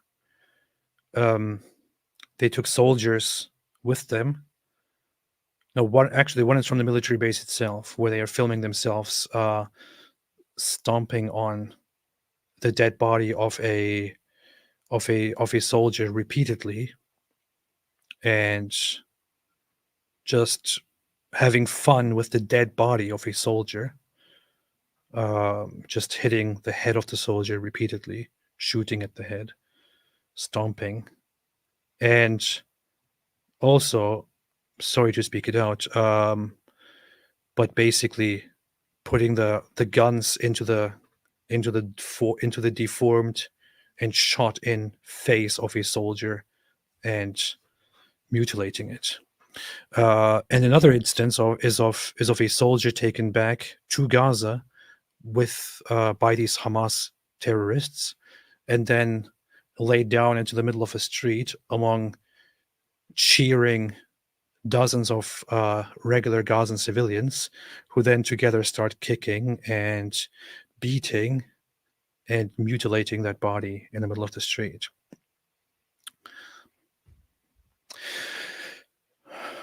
Okay, 2. Sexual violence against hostages in Gaza. Hostages taken to Gaza. Mush Cohen says, been a while, AP. Hope you're doing well. Heard you were in Israel. Hope you had a great visit, and inshallah, many more to come. Thanks for everything. Hey, it's good to see you here. How is everything going? Are you still on the ground in the field? Are you fighting? Hope everything is well. It's very, very nice to see you here. And thank you for whatever you do. Let's see. Hamas teaches children to sing about wanting to die. Kids are dying everywhere. When Islamists go on TV and say men and women, do they include Jews in that statement? See, many thanks to you, Mrs. Apostate. I'm sure the hostages have been passed off to other groups and UNRWA people. Some of the hostages were taken in the homes, were kept inside the homes of actual UNRWA employees. Has been established and proven. Others were kept in regular civilian homes. Of course, you could now say that those civilians were forced to keep them there because Hamas basically forced them to keep them there. But civilians are in on it. Lots of them.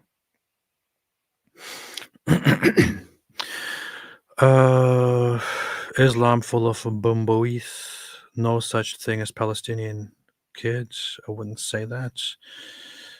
Everyone is just humans. Okay. Apostate Prophet, thanks from France. Thank you.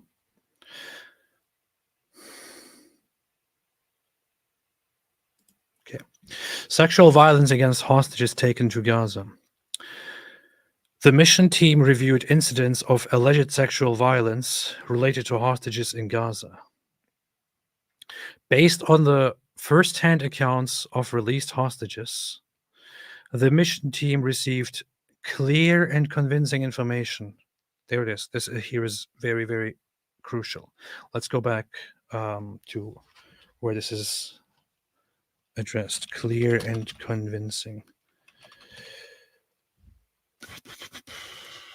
Clear and convincing. Let's see what the report says in the beginning here.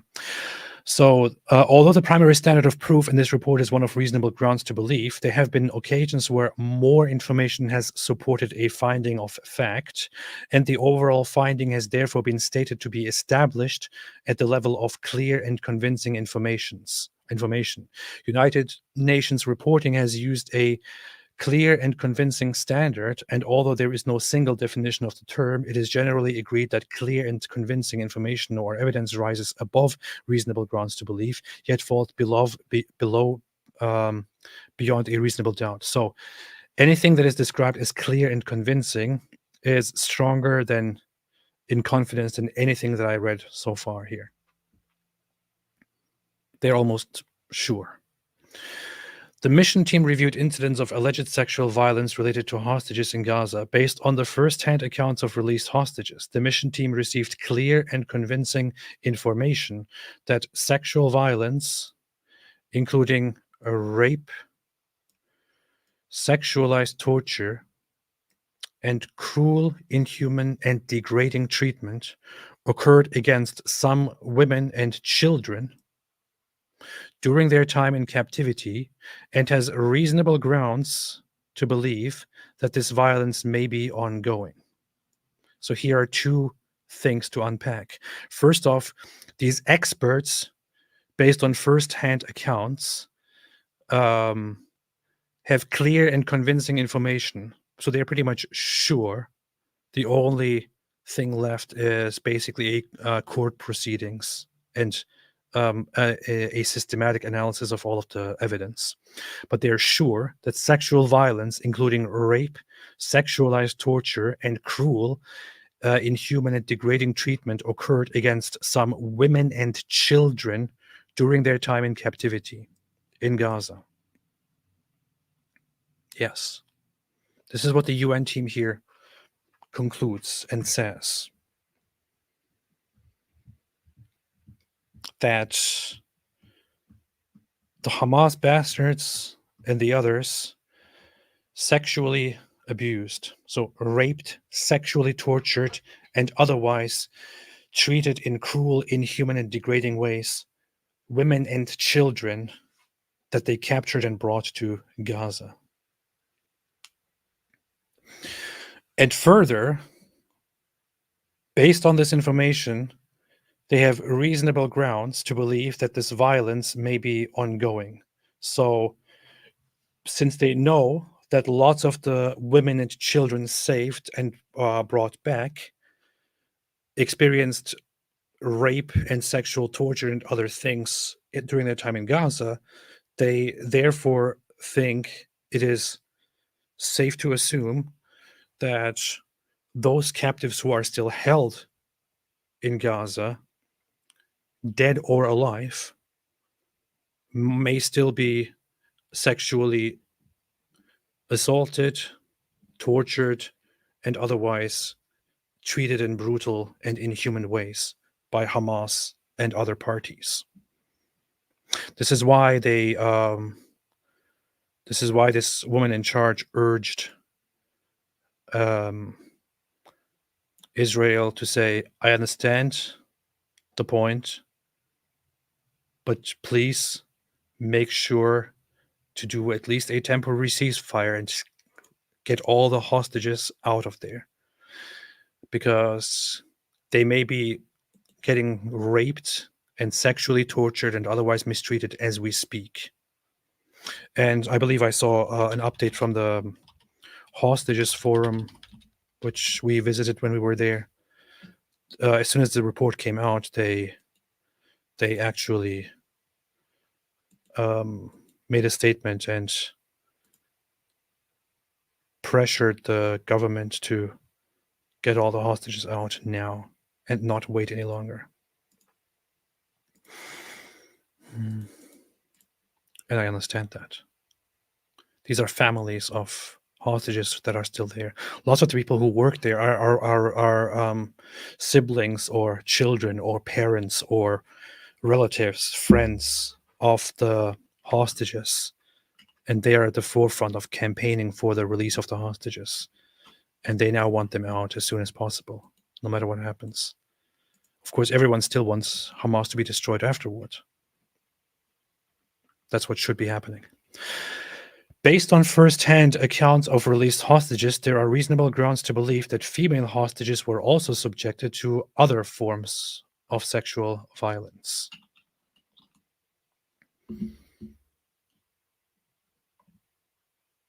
I don't understand this part entirely. So, released hostages received clear and convincing information that sexual violence, including rape, sexualized torture, and other forms of cruel, inhuman, and degrading treatment occurred against some women and children during the time in Gaza in captivity. Based on first-hand accounts of released hostages, there are reasonable grounds to believe that female hostages were also subjected to other forms of sexual violence. What other forms? I don't know.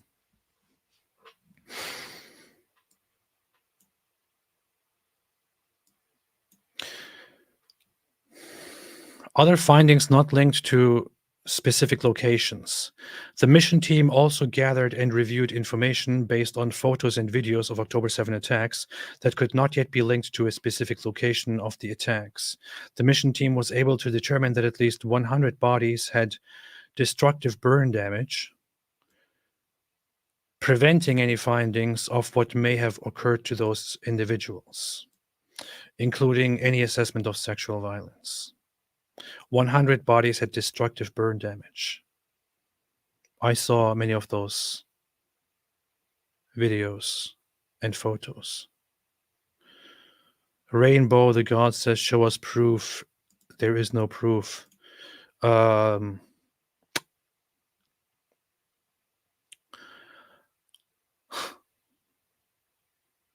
really, really, really holding back right now. Really holding back right now. You know what? How about do it for yourself? Go on hamas-massacre.net or go on 107th.org. 107th.com. Or look for the Telegram channel Hamas Atrocities or October 7 Slaughter. Look through all of the videos, dear terrorist piece of shit. Look through those videos and then say that again. And if you say that again after looking through those videos, then you too, my friend, are Amalek. And thereby I ban you here. In the medical legal assessment of available photos and videos, no tangible indications of rape could be identified. Further investigations may alter this assessment in the future. Okay, so from the photos and videos, they couldn't identify tangible indications. Nevertheless, considering the nature of rape, which often does not result in visible injuries, that's why. This possibility cannot be ruled out based solely on the medical legal assessment. Therefore, the mission team concluded that circumstantial indicators like the position of the corpse and the state of clothing should also be considered when determining the occurrence of sexual violations, in addition to witness and survivor testimony. In the medical legal assessment undertaken by the mission team of available photos and videos of crime scenes, a few corpses with conspicuously spread legs were observed. These postures could not be adequately explained by, for instance, post-mortem pugilistic posturing due to burn damage. Post-mortem pugilistic posturing is this posture that dead bodies have when they are burned to death because of the shrinking of tissues because of the heat and muscles and all of that, where the body starts going into this posture of forming hands that come together and legs that are raised. So that happens not when a body is burned after they are killed, but rather when they are burned to death. And there are plenty of bodies that are found in this posture, which shows that they were burned to death. However, what they're saying here is that a few corpses with conspicuously spread legs were observed, and their their stances, their postures cannot be explained by this phenomenon. The reviewed photos and videos further revealed a minimum of 20 corpses with partially or fully exposed intimate body parts, such as breasts and genitalia, resulting from the absence, displacement, or tearing of clothing. Also, at least 10 distinct corpses displayed indications of bound wrist and or tied legs. These are just from the photos and videos. Okay, yeah. Just from the photos and videos, 20 corpses with partially or fully exposed intimate body parts, such as breasts and genitalia, resulting from the absence, displacement, or tearing of clothes. Also, at least 10 distinct corpses displayed indications of bound wrists or tied legs. You know what the thing here is? These Hamas supporters, Islamists, or even others, some of the leftist communists and other people who support Hamas, they see the things that were done. They see the evidence. They hear of the evidence. They read the reports or whatever they want to read from it. And they still don't think that this is worthy of condemnation. They still justify what these people did. They still make excuses such as, well, you never talk about what was done to them. Of course, when you treat them badly, they will come and do these and these and these and that and those things to you. This is the sickness of their mind. They think under certain circumstances, if some evil was done to a certain population, it is then justified for them to become completely inhuman and enter a civilian population and rape bodies, rape people alive or dead, tie them up, strip them naked, touch them, kill them, burn them, and so on. They think it depends on the context, on the situation. It can be relatively morally justified to do that to people. And what that implies is that you could make accusations about a certain population, right? Like that atrocities are committed by that population, and you don't have to fully establish and prove that those atrocities are indeed true.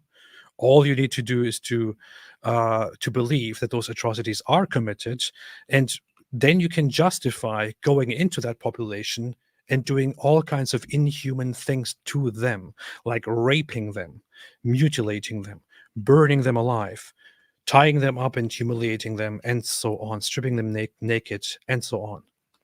This is the slippery slope. This is the consequence of such a sick system where you justify these atrocities because, well, something bad was done to them, so they can also do it to others.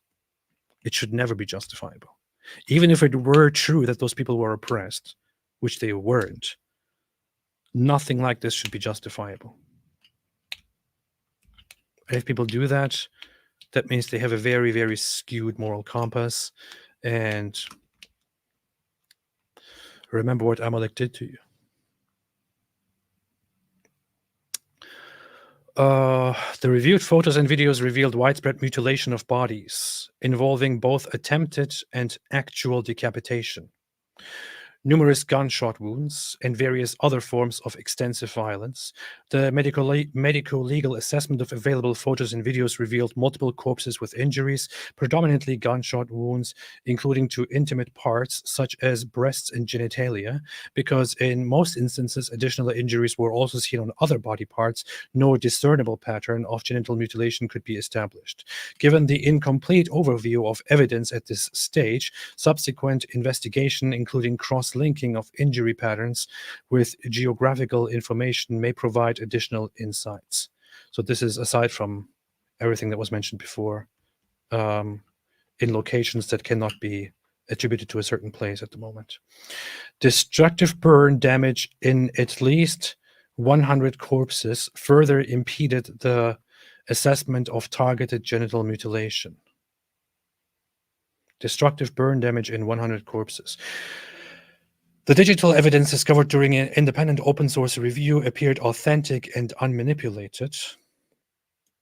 While the mission team reviewed extensive digital material depicting a range of egregious violations, no digital evidence specifically depicting acts of sexual violence was found in open sources.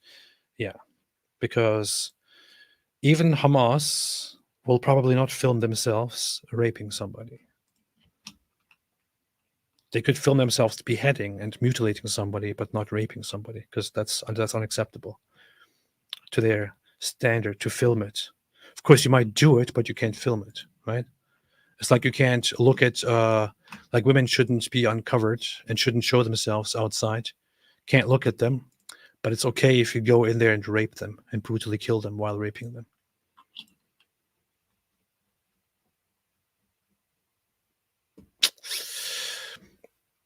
Nonetheless, some Beatles GG Bet said, I love your videos, but you are just so biased against Muslims, bro. How in the world do you love my videos if you think that something here is biased against Muslims? I don't think it makes sense in any way. And you are lying. Get the hell out of here! And I don't like liars. The mates are Marxist leftists, all Quran followers. Rainbow keeps making new accounts and joining against what a creep. Just ban the guy. If anyone is a moderator here, just ban him every single time. Like if that's how dumb you are that you waste your time with creating new accounts to just come here and make those stupid comments, those vile comments, then there is no hope anyway. Eric and Abgunay said, any plans of a stream with Dawood Wahid? Who's Dawood Wahid? Is it David Wood? I don't know who Dawood Wahid is. No. Edith Barma said, hey, Edith, how are you doing? I met you in Israel. Yeah, you were there and we were very helpful. Thank you, AP. You're a glimmer of hope in dark times. Thank you for standing for the truth. You're brave. Thank you so much, Edith. I appreciate it. And thank you again. And it was very nice to meet you. Blackfish Blues made a super sticker. DKDS said, appreciate your work. Have you tried to get an interview with Piers Morgan or Jordan Peterson? Have you talked to Michaela Peterson again? I haven't talked to her again. I am in contact with people who are in contact with Piers Morgan. I did think about asking them to connect me, but I didn't do it. Still thinking about it. And Jordan Peterson, I have indirect contact with him through Gad Saad, who I am in contact with, and who recently sent me a very nice email. I need to have him on here again as a guest. Mosh Cohen, hi AP, been a while, mate. Heard you were in Israel and wanted to visit the West Bank. Too bad I didn't know. I could have come with my platoon to escort you to wherever. In the name of all Israelis, thanks. Thank you so much. You thought I wouldn't read your regular chat, but I did. See? Nice to see you here, Mosh. Honestly, there were several people who offered to go with me to the West Bank because I wanted to go to 2 settlements and to Bethlehem, but I didn't have the time to do any of these things. So, and I thought that is lower priority right now because there were too many other things to do. I really need to go back and do lots of different things. Sapir Uwu said, all the hate we get makes us give more love, hope. See? You see? Thank you.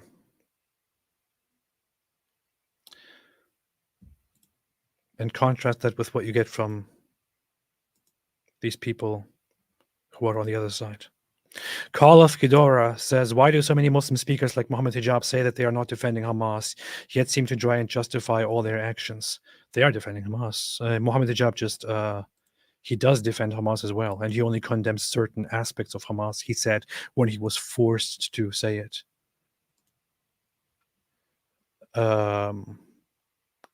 Yeah. Wait, why are people discussing about me? Sydney Watson is arguing about me. Oh, because she retweeted something that I posted. Okay, anyway. Oh, have you guys seen this video here? is our hatred for the non-Muslims doesn't stop us from being unjust to them. My argument would be it also doesn't stop us from coexisting with them, living in a society with them. But I can be in a land where I live with these people, but I have hate for them. I don't like them. I say that is at the time that we're living in today is very, very hard to claim that. Imposing onto you, saying that you have to accept the British values. And Muslims are being put in situations where they're asked, are you a Muslim first or are you a British first? Yeah, but these are easy questions to answer. I'm a Muslim first. Like, what's the issue? But that's you not being loyal to the country that you claim to be from. You see, that's what Muslims are now. By saying that statement, you're a foreigner.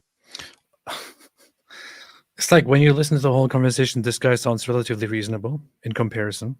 But the thing is, even he says we hate them, right? So these guys are like two Islamist guys. One is a preacher who has a YouTube channel and who is also who preaches in a mosque. I don't know I forgot what his name is.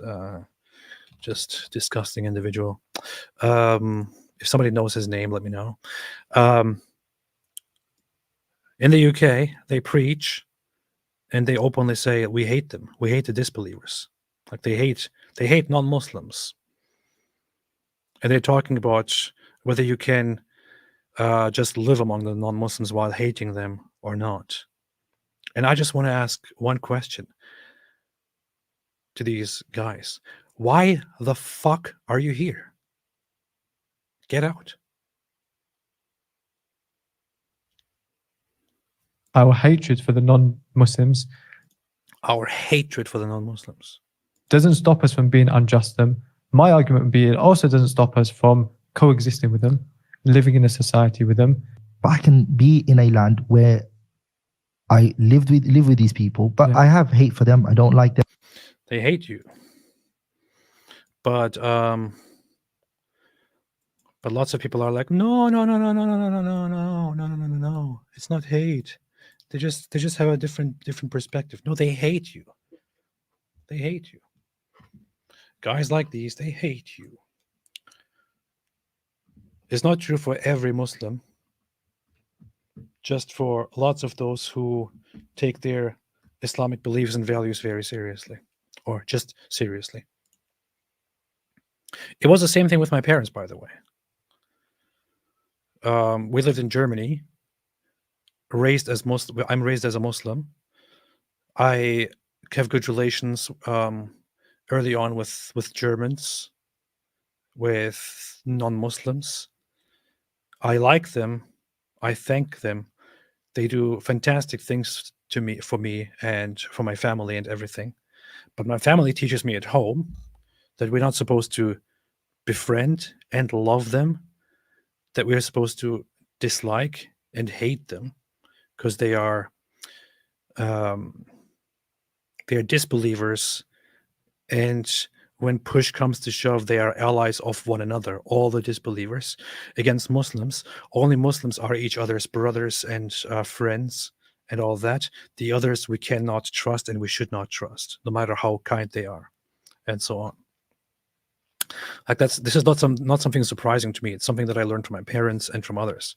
And I mean, even my parents at this point. So why would I not condemn them? At least my parents did one good thing, which is that they did take the advice and did fuck off and go to Turkey. Unfortunately, they took me with them at that point. But yeah. Nonetheless, some digital material of circumstantial elements, such as naked or partially naked bodies, may be indicative of some forms of sexual violence. Naked or partially naked bodies. The mission team took note of the averments of the Israeli authorities that some of the incriminating online materials, including those specifically depicting acts of sexual violence, had been removed or restricted by various platforms or by the offenders themselves.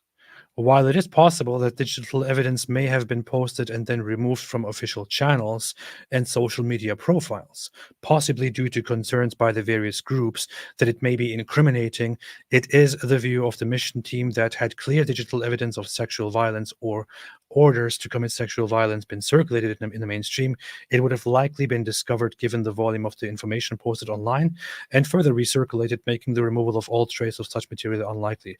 Yeah, I don't think it would be very likely for to find direct images showing somebody raping a victim or people gang raping a victim. I don't think that Hamas themselves would record that. I don't think Gazans themselves would record that. And I would think it would be very difficult for anyone else to record that. Just because I know Muslim culture, I know that the Islamists, they would do it, but they would never record it.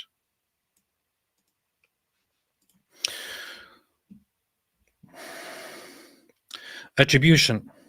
Hamas and other Palestinian armed groups, including but not limited to the Palestinian Islamic Jihad and Popular Resistance Committees, have claimed responsibility for the attacks of October 7. In its report, Our Narrative, Operation Al-Aqsa Flood, Hamas has, however, denied claims of harm against civilians, including the commission of rape. Given the mission was not investigative, it did not gather information and or draw conclusions on attribution of alleged violations to specific armed groups. Such attribution would require a fully fledged investigative process. So while they do have reasonable grounds and also convincing information, near proof that multiple acts of sexual violence and sexual torture were committed against Israelis inside Israel and in Gaza, it is not their job to attribute it to a certain group, and they will leave that to a full-fledged investigation. But obviously, it was probably Hamas being the leader of this. What some people don't know to this day is that Hamas was not the only organization that participated in the October 7 attacks. Hamas was the leader of this operation. Hamas was the leader of the October 7 attacks. They planned it and they breached defenses and they poured in like the rats that they are. But Palestinian Islamic Jihad, which is another Islamist terrorist organization that is actually even more extreme than Hamas, joined them. They were their closest allies. And also other organizations, not just Islamists, by the way, also other organizations that are secular and that are socialist or communist joined them as well. So the leadership here is very much Islamist, but not all of the elements that joined the attack were Islamists. Has to be pointed out.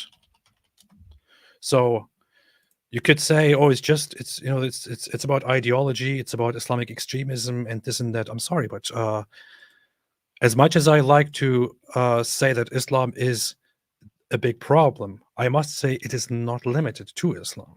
It is not limited to the Islamic jihadists. It's not just limited to that.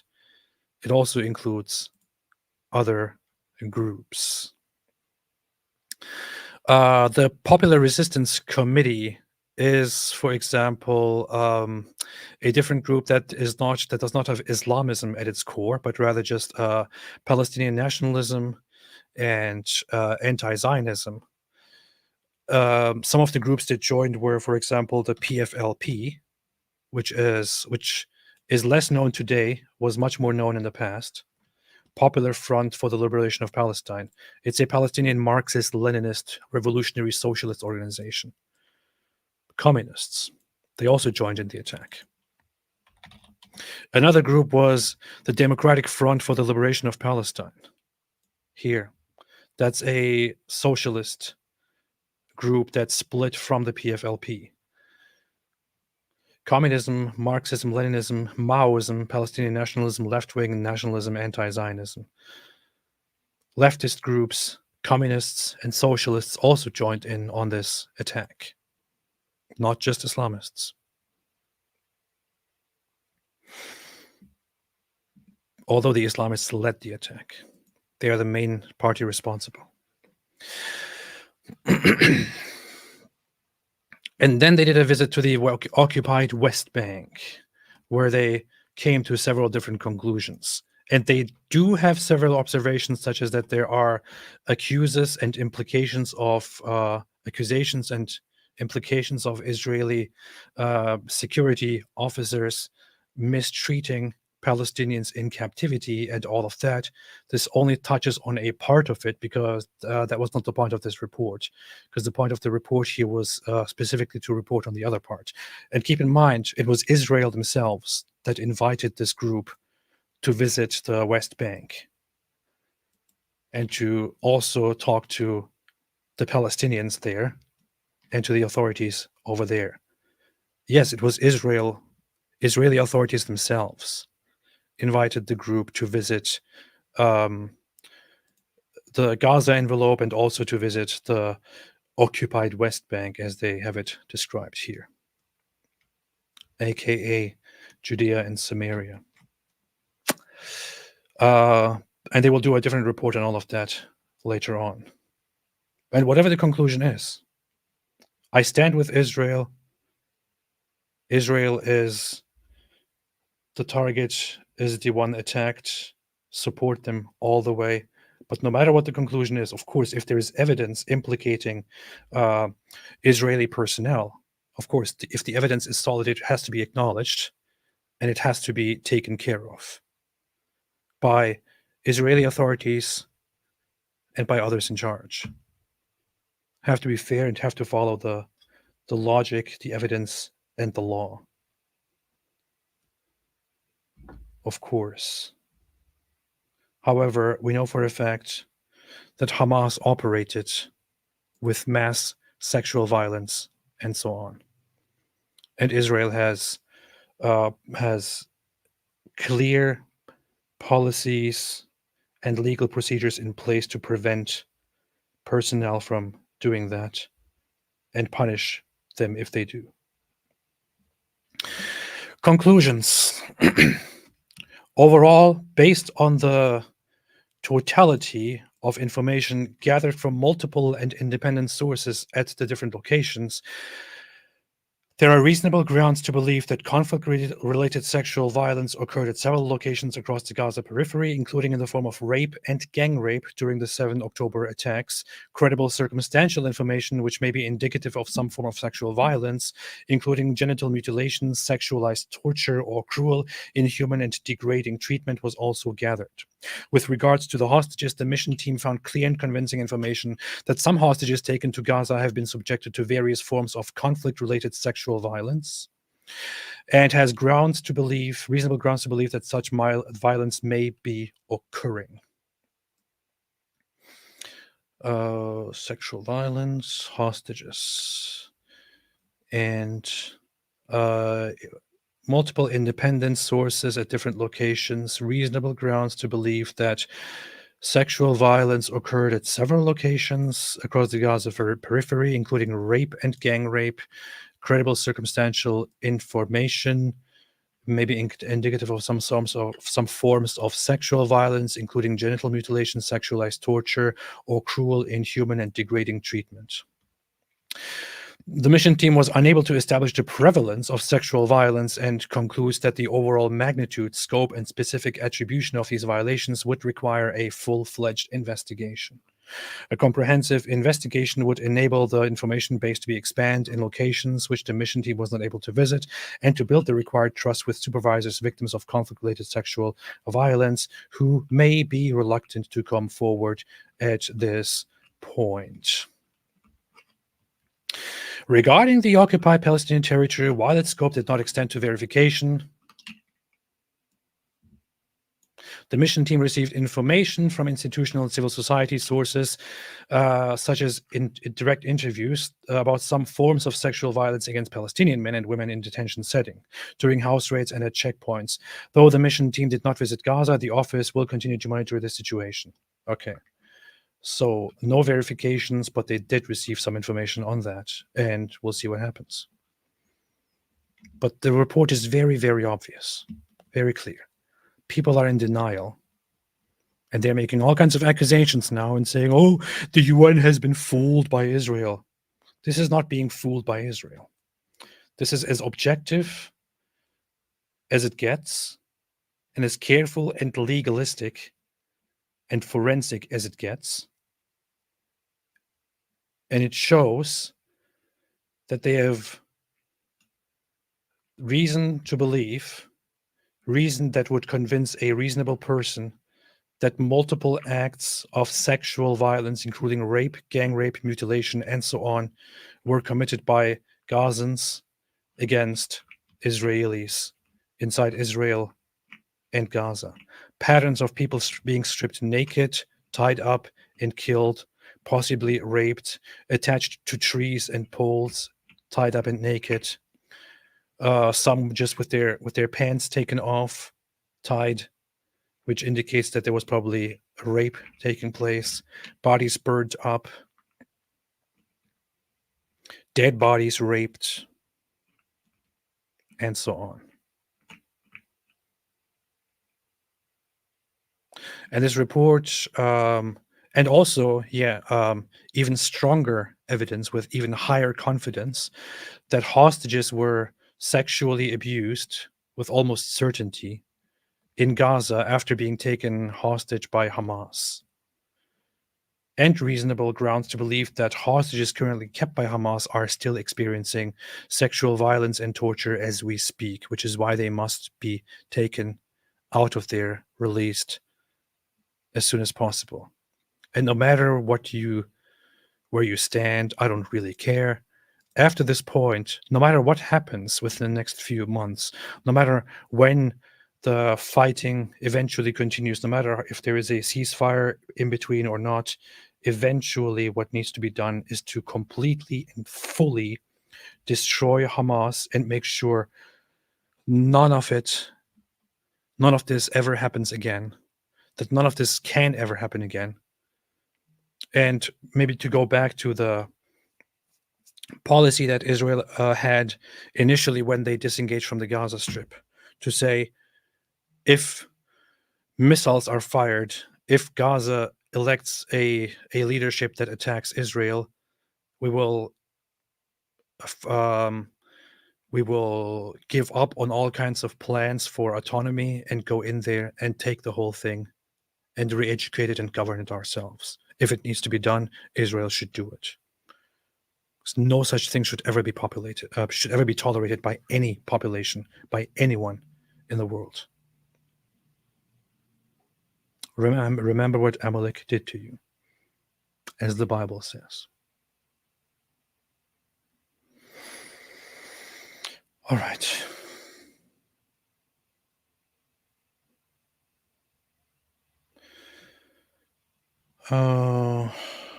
Urge all parties to the conflict to adopt a humanitarian ceasefire and to ensure that expertise on addressing conflict-related sexual violence informs the design and implementation of all ceasefire and political agreements, and that the voices of women and affected communities are heard in all conflict resolution and peace-building processes. So what is supposed to be done here now, from here on at this point, is that this report has been issued, and the team has now established reasonable grounds to proceed with investigations into sexual violence. The team now, with the experts, calls on the UN to start a full-fledged investigation. And this is where, if approved, the investigation should begin. And teams will have to go into Israel and into Gaza to do a very thorough and very deep investigation of all of the evidence, everything that was seen by this team and everything that was not seen by this team, to analyze the extent of the sexual violence and torture and all kinds of other, heinous crimes, and then to bring a final report and a conclusion. At this point, one thing is sure. It's clear that Hamas and other groups, or even civilians, did commit sexual assaults, sexual violence in different forms on multiple occasions to Israelis on October 7. And I hope they pay for that.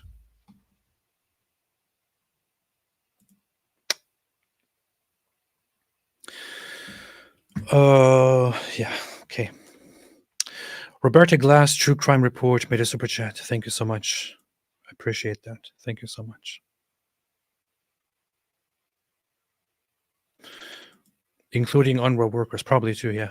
There are probably UNRWA workers who are actually engaged in the sexual violence as well. Wouldn't surprise me if people who work in UNRWA actually engaged in raping Israelis, including men, women, and children.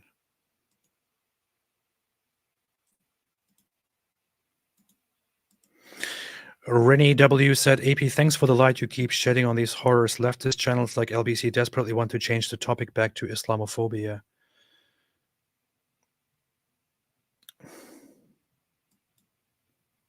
Thank you, Renee.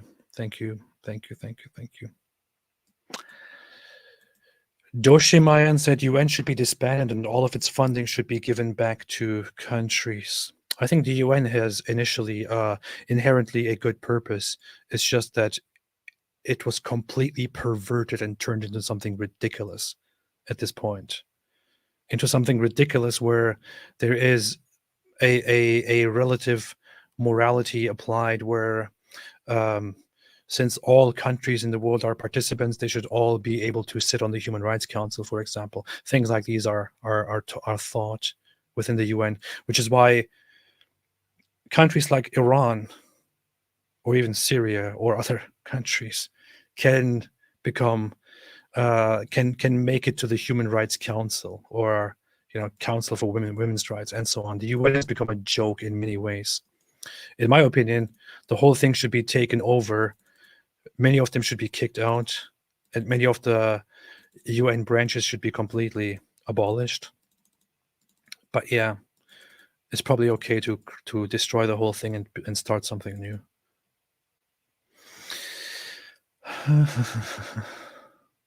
Misty Moore said, thank you for reporting on this. AP, still people will try to deny it happened. I stand with Israel. Yeah. And if anyone still at this point tries to deny this and says, no, this didn't take place, it's all just, they are just believing Israelis. So they don't understand. They either don't understand or don't want to admit what is happening here. This report clearly establishes that multiple acts of sexual violence and torture did take place indeed. They just need to further establish all the details and the extent and all that. I stand with Israel. And here's my wife, Mrs. Apostate, saying, love you, keep up the good work. You're speaking up for those who have been silenced in death. Thank you. Thank you for being with me and giving me strength and help. June Trenholms made a super sticker. Thank you so much. Judy Deutsch says, danke, dass du die Stimme der Vernunft bist. Thank you. Dankeschön.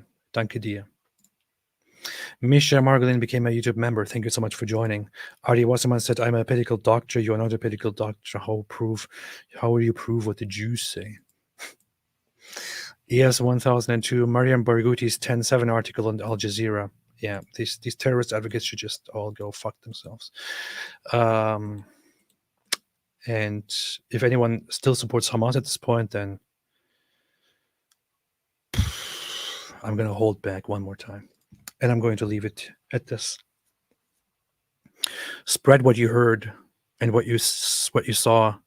I will put a link to this entire report in the description, and also quickly just pin it here for all those who want to look at it, and also quickly show on the screen. So here is the link. I'm putting it into the description and pinning into the chat and pinning it, and we'll also add it to the description.